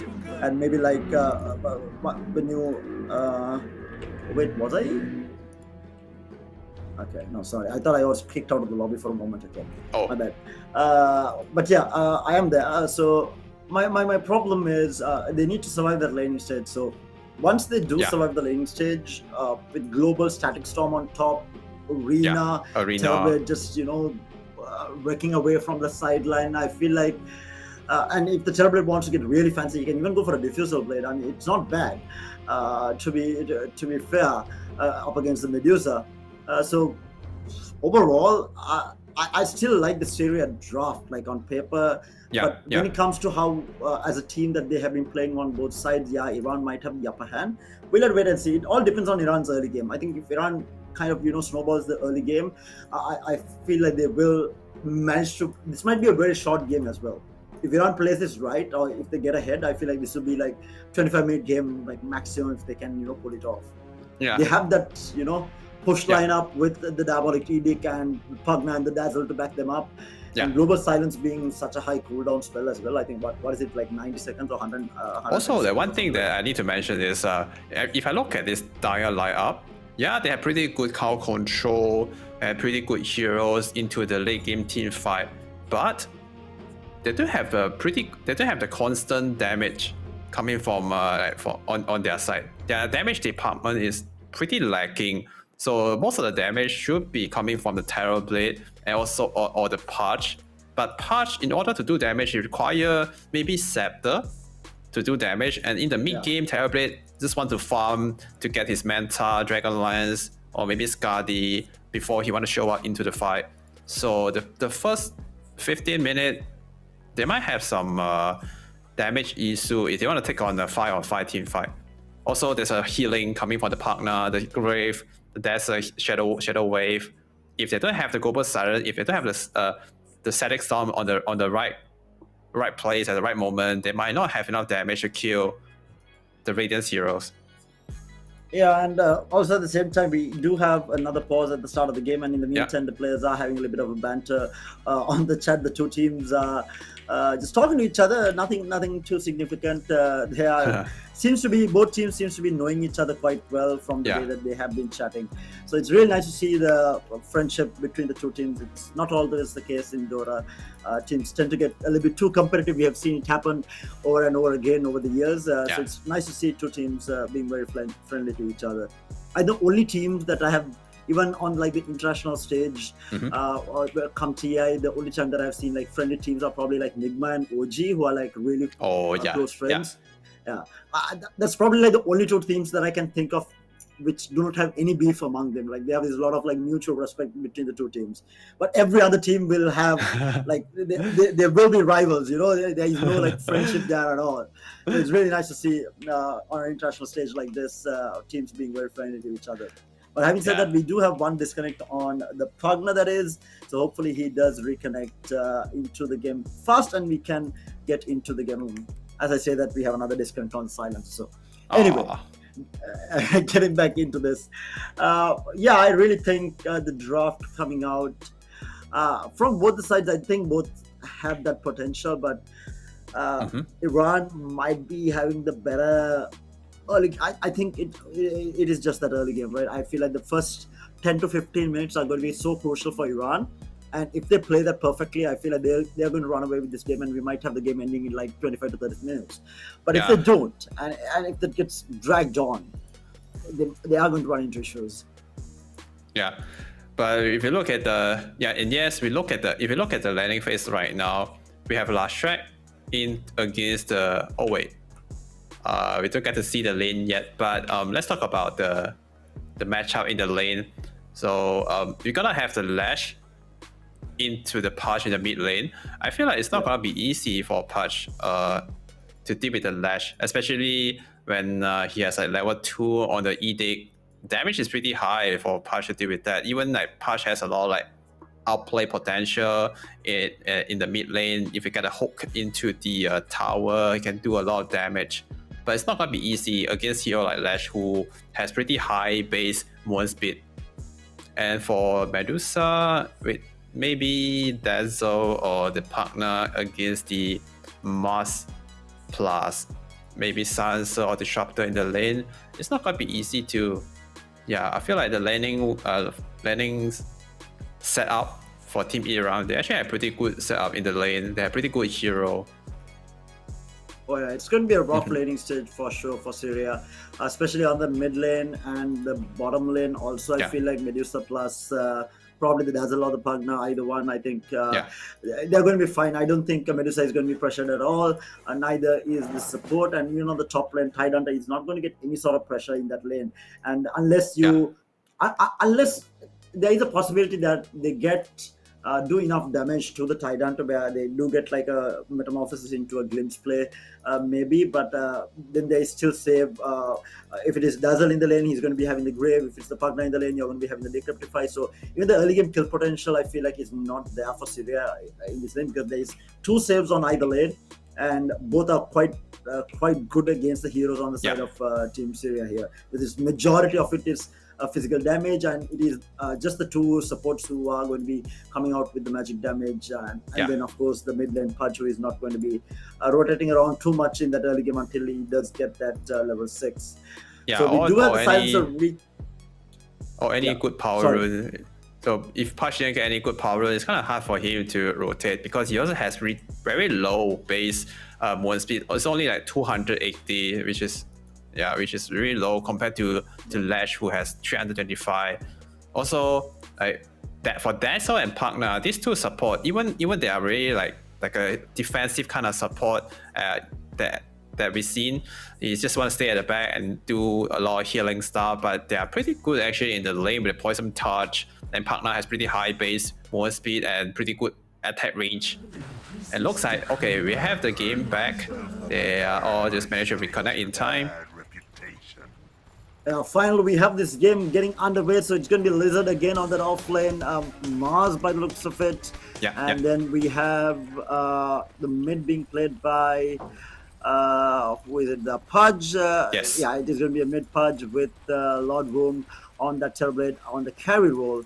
We have Kagami on the Disruptor and Silencer. I can't read because it's in a language that I can't understand. And on the other side, on the Iranian side, we have Dep on that offlane Tidehunter, Zeski on the Pugna, Cold on the Dazzle with A9 with a really good game number 1 on the Morphling. He's going to be playing on that Medusa, and that mid role is going to be taken by the Leshrak, being played by Numi. And they might actually run into each other. They're both rotating around the same area. Yeah, it's gonna be a smoke into smoke action. They're running around. For Team Iran, they're trying to run into the Dire Triangle. Also, for Team Syria, they just run into the Iranian jungle. Yeah, I feel like someone dies here. Oh, and looks like it might be the Terrorblade. On the Terrorblade. Oh, wait. They might have some action here. They're hiding. Zeske is there. Zeske is going to be the one who is frontlining this. Needs to be careful. They will grab the bounty, and the Medusa is going to go from the other side for the other bounty, and Zeske is going to be the one to fall here. Gets sealed up by the Dazzle Cold, keeping him alive. They are trying to fight this out. The Titan goes on Kagami. Kagami is going to fall in return for this, so they do trade the kill, but the first blood goes in favor of Syria as the Pugna falls. I expected that to be a lot worse for Iran there. Yeah, I expect that too. Also, and they get the first blood on Team Syria, so that's a small win for them. And also they forced Pugna to level up the level 1 Qualifiers. That's not the spell that Pugna want to go for at level 1. The only thing is it's not too bad. You can maybe deny last hits for the enemy carry, but right now Kagami is doing a lot of damage onto Zeske, so Zeske is going to be forced to back off. So the reason that fight went not so bad for Iran was actually the facet on the Dazzle, another boon. The shield that you get from the heal kept the Pugna alive long enough for them to get the kill on Kagami as well there. Yeah, the level 1 heal is pretty valuable with only like 90 mana cost, but he can heal up to like 4 targets, so that's a pretty value ability. I just realized that Anumi, I was like wondering why is he standing in one place. It's like he was baiting the punch to throw out the hook, and he just dodged it immediately. The movement speed on the left strike is quite nice in the early game to be able to dodge these hooks. It's kind of hard for Fudge to lane a hook on a high movement speed hero, unless there's a slow or stunned follow up. The laning stage is going to be a bit mediocre. Like, we won't see a lot of action here on either of the side, I feel like, again. But we do see this pressure coming out from the Iranian side very early on. Leshrak also getting ahead in terms of last hits, even on the mid lane. As I say, that's a solo kill onto the Pudge. Oh, that is so rough. That is extremely rough start for the mid lane. Yeah. We are not even into like level 2, level 3 territory. In the meantime, Kagami is going to get run down here as well. I don't think they have the chase potential. Kagami survives with that electromagnetic push, pushing the Titan under just enough for him to get away from him. Yeah, he also used his gush early on to do the damage. And also just now, this solo kill in the mid lane mattered a lot, and we might see another kill now. And they might actually turn around. Pudge might actually go down here in return. There's no way. No, this is the lane is bad. Yeah, the lane is. I wanted to say it's kind of over now because just TP back to the lane, and now he dies again. So he's gonna do the walk of shame. But in the meantime, there is some action on the top lane. There's a glimpse back onto the Titan. The blood grenade gets thrown, but Titan is still so tanky. It's still alive. He's playing around, ends up falling. They might get a return kill onto Kagami, but no, the one charges pop, and Zeske is going to be in a bit of trouble. But he's going to be okay for the time being. But yeah, so at least a return kill onto the Titan is quite nice. Yeah, but the mid lane, man, is kind of over now. I feel it's gonna be harder later. At Lash is about. A new me is about to hit his levels 5, which means it's gonna put another point on the edict, and the damage is gonna be so much for a hero like Pudge. It's not gonna handle that kind of damage output coming from Lash. He also have very low movement speed. He don't have a boost speed yet, so which means Lash can always get on top of him to outrun the Pudge to get the full damage of the edict. Yeah, and we did see the Pudge actually being forced to go into a couple of neutral camps, so to creep and come back into the lane, being so far behind. In the meantime, Kagami might be in a little bit of trouble. He's going to be okay. A lot of action on the top lane. Oh, Silencer! Silencer with the poison touch on him might be just enough, and Cole picks up the kill. No deny coming out from Lizard, and Anumi picks up the Pudge. All over again. This might be disastrous, and Zeske finds the Terrorblade on the top lane as well. Syria, everything is falling apart in this laning stage, and we spoke about the pressure that they are going to be able to put in this early laning stage, and that is exactly what Iran is doing. They are off to a flying start in this laning stage. Yeah, and okay, they got a kill on Disruptor too. Pugna's dropping low. Is he gonna... We'll find a return kill with that, Metamorphosis getting popped. Deptis might fall in return. He does have enough, I think, might be able to deny himself to the tips. Yes, he does. And Anumi in the meantime picks up the Pudge, diving between the tier 1 and tier 2 tower. He's already on a mega kill streak. 8 kills on Iranian side at 4 minutes. That's 2 kills a minute. Yeah, at 5 minutes with 3,000 gold lead already, and I think maybe 2k gold lead in the middle. So just from the just in the middle lane, there's a 2,000 gold gap already. Wow, level 7 some more on the Naomi, and Patch is still level 3. That's a 4 level gap. Oh no, man. Rough one, honestly, a rough one for them right now. Yeah. We spoke about this laning stage, and it is definitely not going well for them. Yeah. So right now we can see, Thunder get left alone on the top. It's gonna get bullied a little bit. But for the mid lane, partner rotate to the mid lane with this catapult waves. It's gonna manage to take this mid tier 1 tower down, and they're gonna quickly rotate a Naomi to the top lane to help the Thunder a little bit. Oh, Kagami is in a bit of trouble as now Naomi comes in, does get glimpsed back all the way, essentially almost onto the triangle. There is a TP coming in as well. I think might have, Silencer did TP in, but he's going to take the twin gates all the way back to the lane. Yeah, Silencer right now, you can't offer much help. And the Glimpse is a pretty good one to send this Lashrak back to the... send him away, and now it's gonna back to the mid lane to continue bully the Patch. Oh no, they're diving a tier 2 tower. Oh my lord, this is exactly what I was afraid of with this lineup on the side of the line. They are just running circles now with this early game lead that they're having.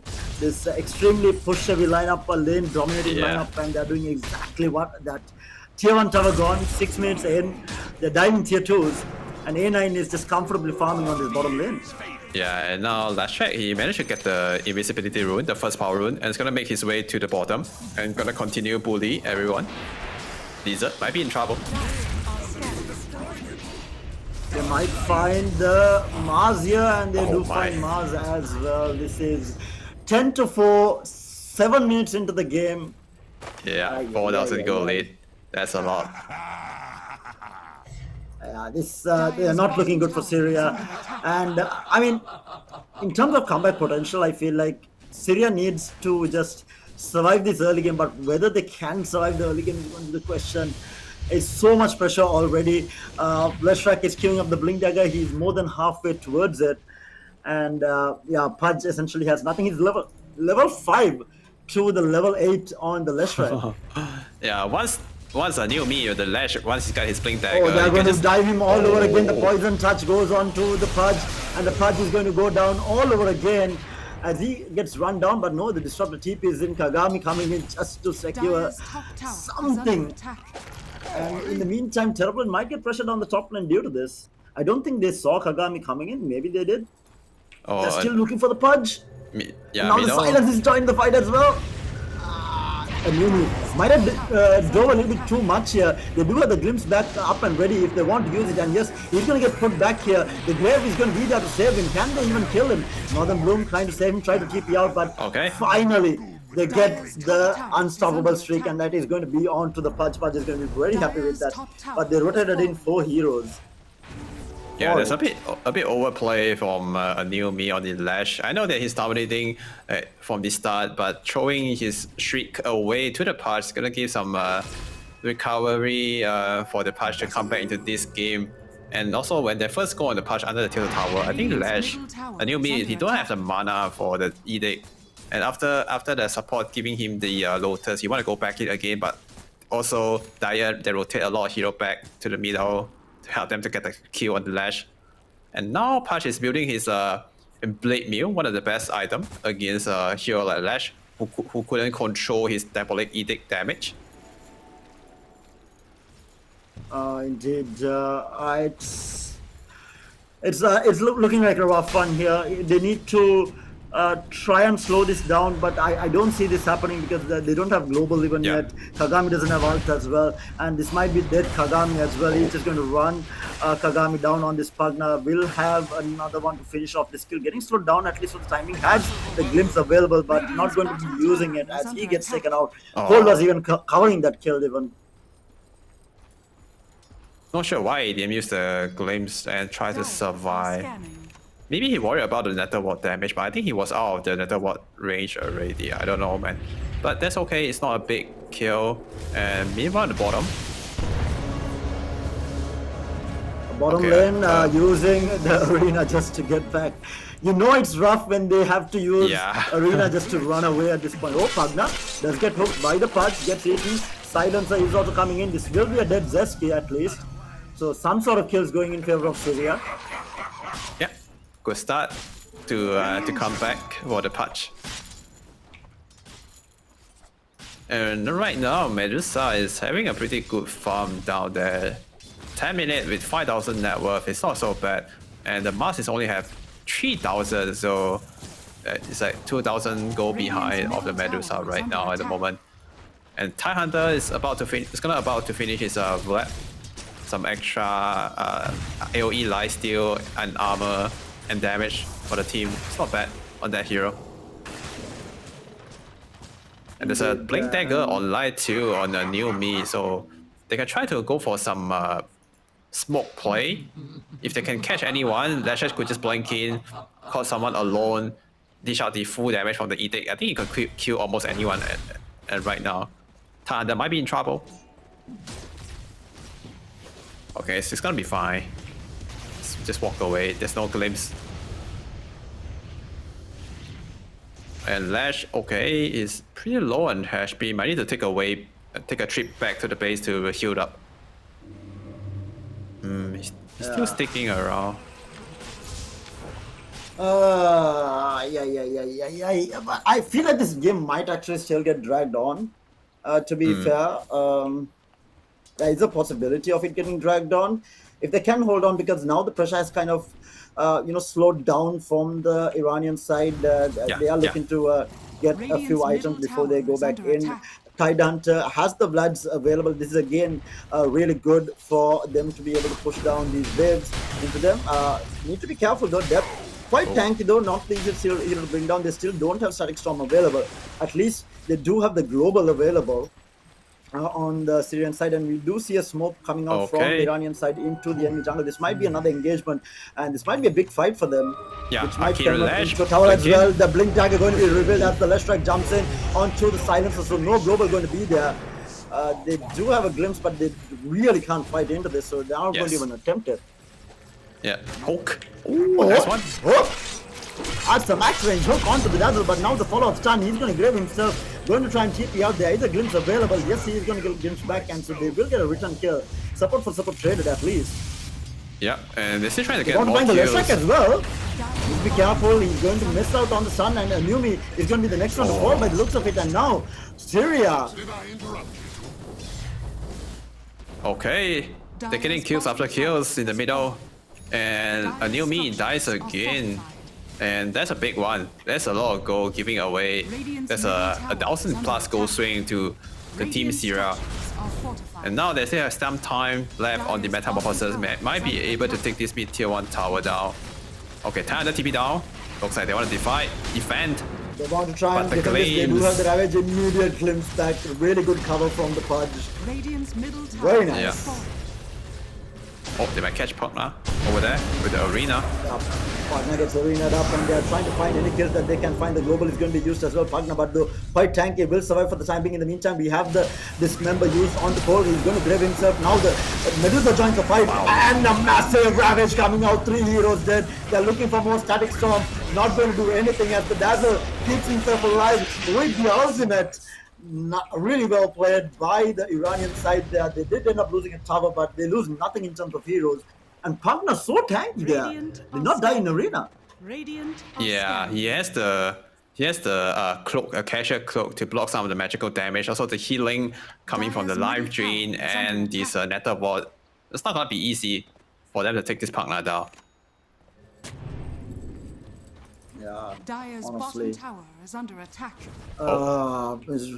Lash managed to steal the 40-minute Dire Wisdom. That's a very good steal. The support is already low on level. 40 minutes, it's only level 6 on board the support on Disruptor and Silencer, and now the 40-minute Druid got stolen. And Zeski will be in a little bit of trouble here. He will end up falling, I think. Oh no, the Grave comes through from the Dazzle. The turnaround, the Sunder onto the Left Strike. The Left Strike will end up falling. They will get the return kill onto the Silencer, but the clutch Sunder Turboblade almost went down there. but the Sunder securing the kill onto the Leshrac. Dire's top tower Yeah. is under attack. And Mars is walking around toward the bottom lane. They might able to catch partner here. Oh, yeah, they will find the partner here as well, and now we run. Kind of falling apart. Dazzle not going to be able to do anything, and Dazzle also might end up falling here. He's going to walk away at least for the timing, but they're going to come in the arena as well.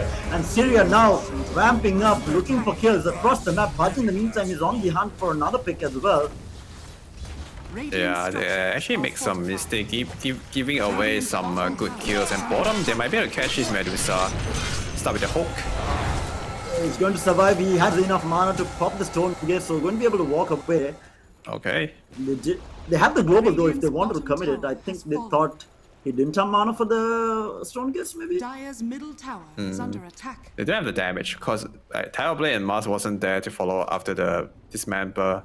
And Thunder is about to have his Ravage off cooldown in 10 seconds.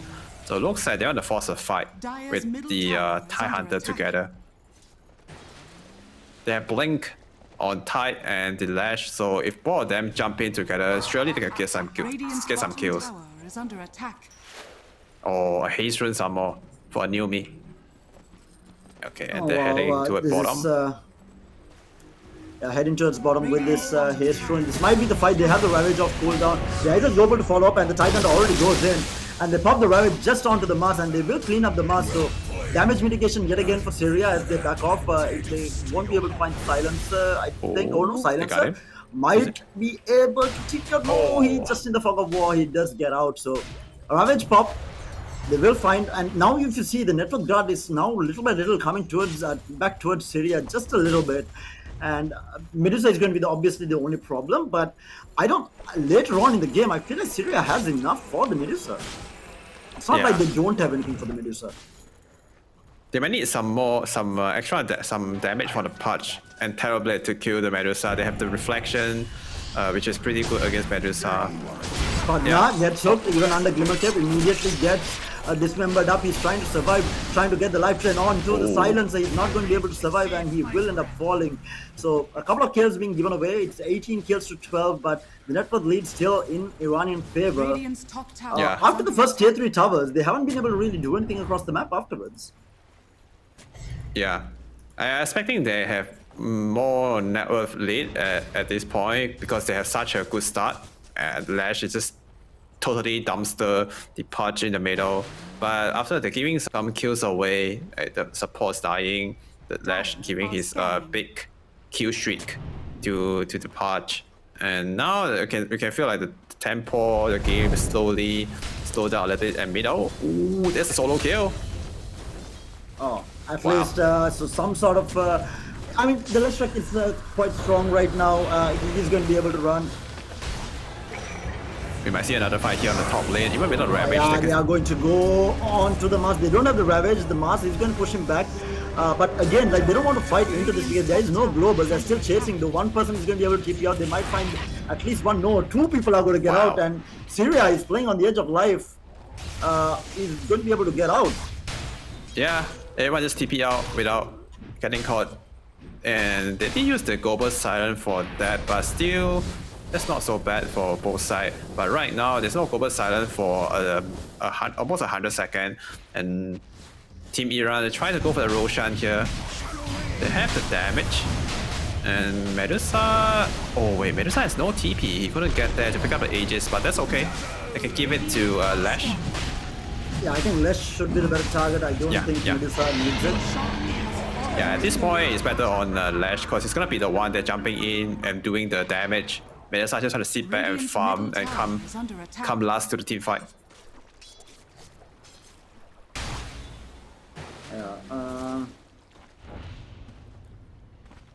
Okay, Medusa just got his Maelstrom. He's going for this Scepter Mjolnir build. It's a pretty good build, especially against your like Terrorblade, because the lightning prop is gonna prop on all the speed shot arrow. So I like this item build a lot. Also the damage output is pretty insane. It's gonna help him to farm faster too. And Lash, next item is gonna be BKB. less than 1,000 gold to complete the item. Still have 4 minutes left on the Aegis. Don't have to rush. Mars. Okay, he has a Blink Dagger. Queuing up the Octarian. And Pipe should be the next item for TIE Hunter. Dire's middle tower is under attack. Okay, we see some like grouping up action from Team Syria. Maybe they can get some kills with this smoke play. They have the Arena, the Global Silence, the Static Storm. You see TIE Hunter and Dazzle showing on the top lane. Daggers ready on Moss. Oh, there's her ops. Watching TIE Hunter on the Tormentor area. Okay, they're gonna jump to the back line to kill the Dazzle first. That's the best target. Yeah, the best target, honestly. The save being taken out immediately. They still can fight this though. They have the Static Storm on top. They will find the Disruptor, but the Ravage is going to get popped and there's 2 heroes caught in the right. But Hut is so tanky, barely taking any damage. We have the Stone Gates being utilized by the Medusa. Will be able to clean up the Pudge at least, and the Turbo is going to be able to get out. So it ends up being a 2-for-1 trade. Leshrac in the meantime gets his Aegis popped and ends up falling. If they can find the Turbo, yes they do so. Essentially a 4-for-2 trade in the end. So going in favor of Iran still. Okay, and the damage. We have a little bit of a chat going on between the two teams as well. But Iran still quite able to fight. I thought this might be going a lot worse for them, but they're still able to fight, and especially the Aegis obviously helping them out. Turbid having to stay back to try and kill the Leshrac twice, and that ends up getting himself killed as well. Yeah, the damage output from Terrorblade is still pretty high. Even with just Manta Star and Dragonlance on the hero, Lash actually still died to the Terrorblade twice. And overall, that is still a pretty okay fight for Team Iran. And now they're gonna take their Tormentor. It's a pretty big objective, 1.4k goals gain for the partner. Oh, there's a free shot for him. That's a pretty good one. They are going to be rotating bottom, so this is actually a good movement by them because they're going to be able to find the Mars and the Disruptor here if they can. Mars is going to be blinking out, so it's going to be safe, but fairly good rotation, stopping the split push coming out. Tidanda is still looking for this Mars. Mars is just playing around on the edge of life, just trying to buy time for the Terrorblade, trying to stop anything from happening. They are still going to be able to find the Mars here. Lizard trying to buy time as much as possible. Is the TP still on cooldown for 14 seconds? I think. Not sure if good. Oh, he blinked in. He might be able to survive. He missed out. Yeah, I think he does survive here. Okay, they're still searching for him. Tumbler. Oh, nice one. He's not going to be able to find him. Yeah. He does have a TP and he's going to be able to TP out. Very nice play by Lizard there. Buying enough time, I feel like. Just enough time for Syria to try and farm a little bit more. Try and get some pressure back on the map. But it is going to be another tier 2 falling. The first tier 2 tower falling on the side of Syria here by the looks of it. Unless they want to back off. Looks like they're backing off. Oh, so this is actually still sticking around at the bottom side. Blink back into Q1 wave and in the meantime, Global going to be used. Terrorblade is going to get caught here. Are they going to have enough damage? Going to get stunned up. The Ravage is going to get popped as well. So no Thunder play coming out. They will find the Disruptor as well. Kagami going to get chest down. BKB popped on a Numi, and he's not going to get glimpsed back as he picks up a double. So this is going to open up that bottom tier 2 and maybe even a little bit of high ground damage. Maybe do they have a glyph available? Yeah, they do have a glyph ready on both sides, and now they're going to use it on this bottom tier 2 tower. It's gonna be refreshed after they take down this bottom tier tower now. But still, they can try to poke the high guard a little bit, maybe apply some pressure or force out another 45. Yeah, they're paying it right now. They don't have creeps though. They don't have creeps. They have a range. They have one creep, range creep, which the Pugna is going to keep alive as much as possible. But if the Glyph comes up, it's going to be through backdoor protection. Oh, now the Glyph will end up falling. Okay, now they're going to use it. Gets popped, okay. Oh, Thunder jumping in, kind of deep though. Yeah, Tidanda making sure that A9 doesn't get glimpsed back, and he's going to find the Disruptor, so that is going to be no Static Storm, and this might be a set of racks actually. Oh, but the backdoor protection just kicked back in, and now they might need to back off a little bit. They draw the line in the minimap, they wanted to push from the middle lane instead of sticking at the bottom, because Mars is doing a really good job cutting the bottom wave. I think 3 or 2 wave down there. Bought a lot of time for the team. Oh, middle. Moss might be in trouble. Thailanders coming in with a TP to the Radiant outpost.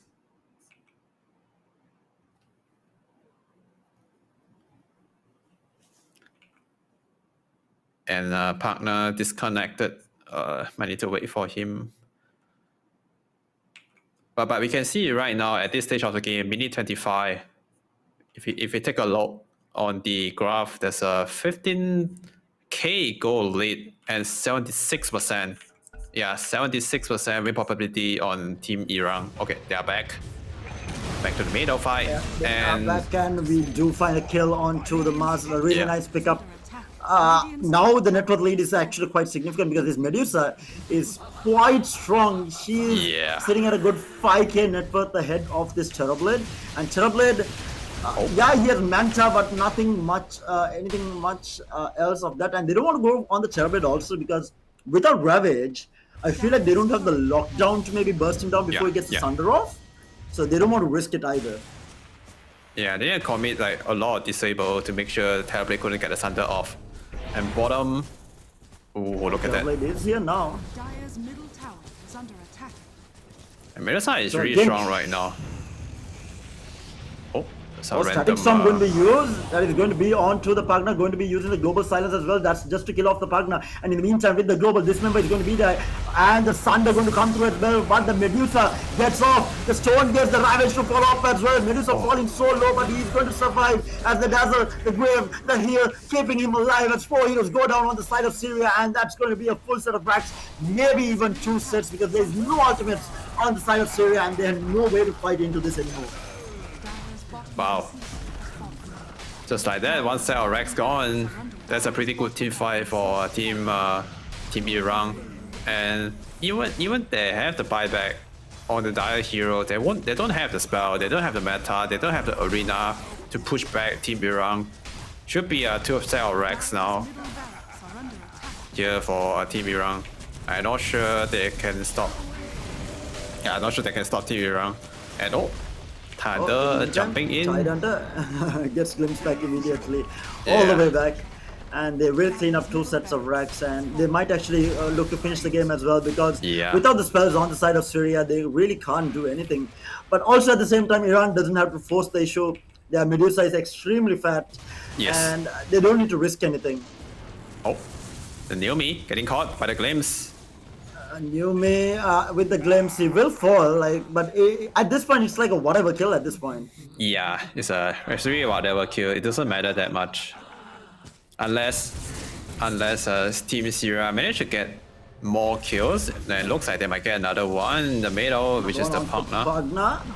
Yeah, again, a bit of a whatever kill, but he's going to keep himself alive for this time being. The arena gets popped as well, just to kill the Pugna, and they will drag the Dazzle back into this as well, but they're surviving for such a long time. They will end up falling, so 3 heroes fall. Yeah, so now it's no longer whatever, it's a reasonably decent goal swing towards the Syria side, but still, the main man, Medusa, has not gone down. 5-0 and 10. Looking to pick up Skadi now as well. He's just so fat. Yeah, still 0 death on the Medusa. Even they get 3 kills in a row, it don't really matter that much. It's not going to be the game-changing kills, unless they could kill Medusa twice. Yeah, but after the Skadi complete on Medusa, it's gonna be harder for them to touch him.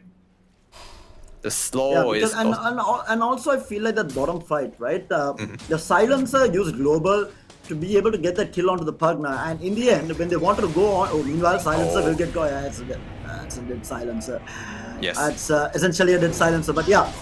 Essentially, when they use the Global onto the Pugna, to kill the Pugna, they essentially did not have anything to stop the Dazzle saving the Medusa. Otherwise the Medusa would have actually died there, but the Global was used so early on in the fight to kill off a support. They kind of backed themselves into a corner. Yeah, now there's no Silencer for 2 seconds. Team Iran, they're on the high ground, knocking at their front door. That's the last set of racks. They can't offer to give it away.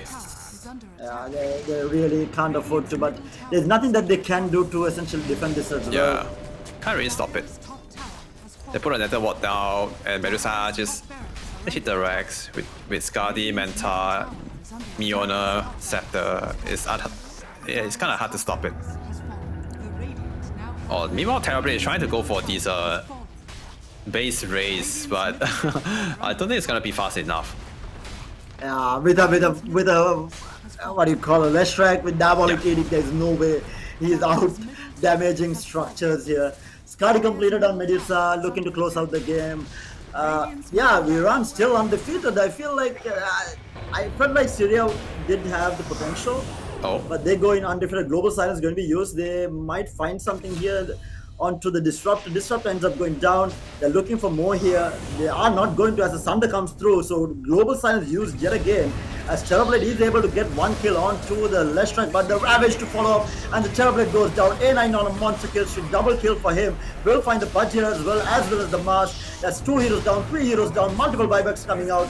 Thrown open, GG. Well played, called out by Syria as Iran goes undefeated. Rampage? Ultra kill, looking for the Ravage, finds the Rampage as well. And A9 goes undying into the end of the game, 11-0 and 19 on that Medusa. Yeah, A9 definitely the real carry in this best of 3 series. Even a Naomi or some of them make some mistake, give some big kill streak away or support dying in some random spot, but that's okay, man. A9 is gonna carry the game like a boss, and the game is 0 death in this second game. Amazing performance from Team Iran. They definitely have the better gameplay, the better team coordination overall. Even this time, Team Syria, they have a decent draft. They have the better team fight heroes, but still, they lost the lane like too high, especially in the middle for the Pudge. Yeah. I think the Pudge is what kind of ruined the game for them. I think Syria with a better mid might have been able to do something. Feeding off the Leshrac so much in the early game gave so much of potential and so much of early lead. With 3 like tier 1 towers going down with Diabolic Edict, it's a bit rough. And then on top of it, I don't think they had to go for like this pick like the Pudge. I feel like if they played like a different hero, might have been able to do something different. I agree. But also at the same time, Iran just proved that they can play different types of drafts, whether it is team fight heavy and late game heavy, or whether it is early game control and this type of push lineup that they played, death ball type of lineup that they played. So Iran showing that they have the versatility in these qualifiers. Yeah, definitely. It's one of the best team in this qualifier right now, and Team Iran, very good performance. And I kind of looking forward to see them play against some big team in the main tournament. Oh yeah, for sure. Going to be really interesting to see how well they do up against like the better teams or like tier 1 teams maybe. We'll have to wait and see how well it works out for them, but right now they're looking like they're very comfortable in the way that they play. Their laning stages are quite good. Yes, they tend to have a little bit, take it a little bit too easy at times, but probably because they know that they are the better skill team here and are able to finish out the game regardless. And they proved it even when we doubted them in game number 1.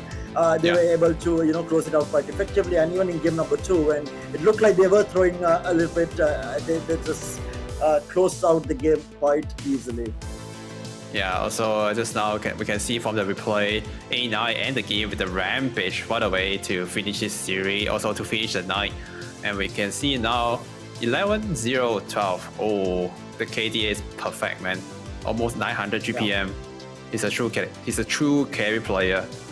I really like how he played. Probably one of the best he has, best I have seen in the qualifiers so far. Yes. Can tell that he's the better carry player. It's kind of outclassed than most of the carry player in this qualifier right now. Yeah. And also, I think Zeski and Cold, I feel like, have been playing a very solid game. We haven't seen a lot from Anumi and Depkid or Depkid. Rather, we haven't seen a lot from either one of them. Some flashy players here and there, but it has been Zeski, Cold, and A9, I think, who really holds the team down on the side of Iran. And I mean, Syria, we saw certain. I feel like Lizard is probably their best player on the team on the side of Syria. He had, I feel like, better understanding of the game. But overall, I think Iran is just way too strong for the group. They essentially go undefeated, 4-0 right now, I think, in their matchup. So very, very strong going into the next stage of this tournament. So very nice for them. And in the meantime, I think at least from me, I think this is probably like my last qualifier match. I don't think I have any more qualifier matches remaining for the rest of the tournament. But I mean, hopefully all the teams will do really good going forward in the tournament, and all the best to them. Like I really would watch the matches. I would really like to see these teams going up against the best in the world. Yeah, I'm also looking forward to see them perform in the future. And I believe according to the format right now, Iran should be the team that qualify from this qualifier. Correct me if I'm wrong, because I don't see any playoff coming up next. Yeah, because they are the top. No, you are correct. Iran will qualify from this region for sure. Yeah, they're the top. I think they have already qualified. I think with this, they are the top. And then on the other side, the Mongolia, Malaysia is a bit. I don't know. I can't remember how many slots they have. But Mongolia, Malaysia, I think they have another round of matches, one more round of matches, if I'm not mistaken, remaining. Unless they play tonight or they play it parallelly, I'm not entirely sure. But like it is going to be interesting to see how well these teams perform going forward in this tournament. Having said that, that's it for the matches today. And with that, we come to the conclusion of the Asia Oceania qualifiers, or at least for me. But until I do see you all again in another tournament, there's going to be me signing off alongside you, Heng. Hope you guys have a lovely day tomorrow. It is Friday. Enjoy the weekend ahead as well. See you guys.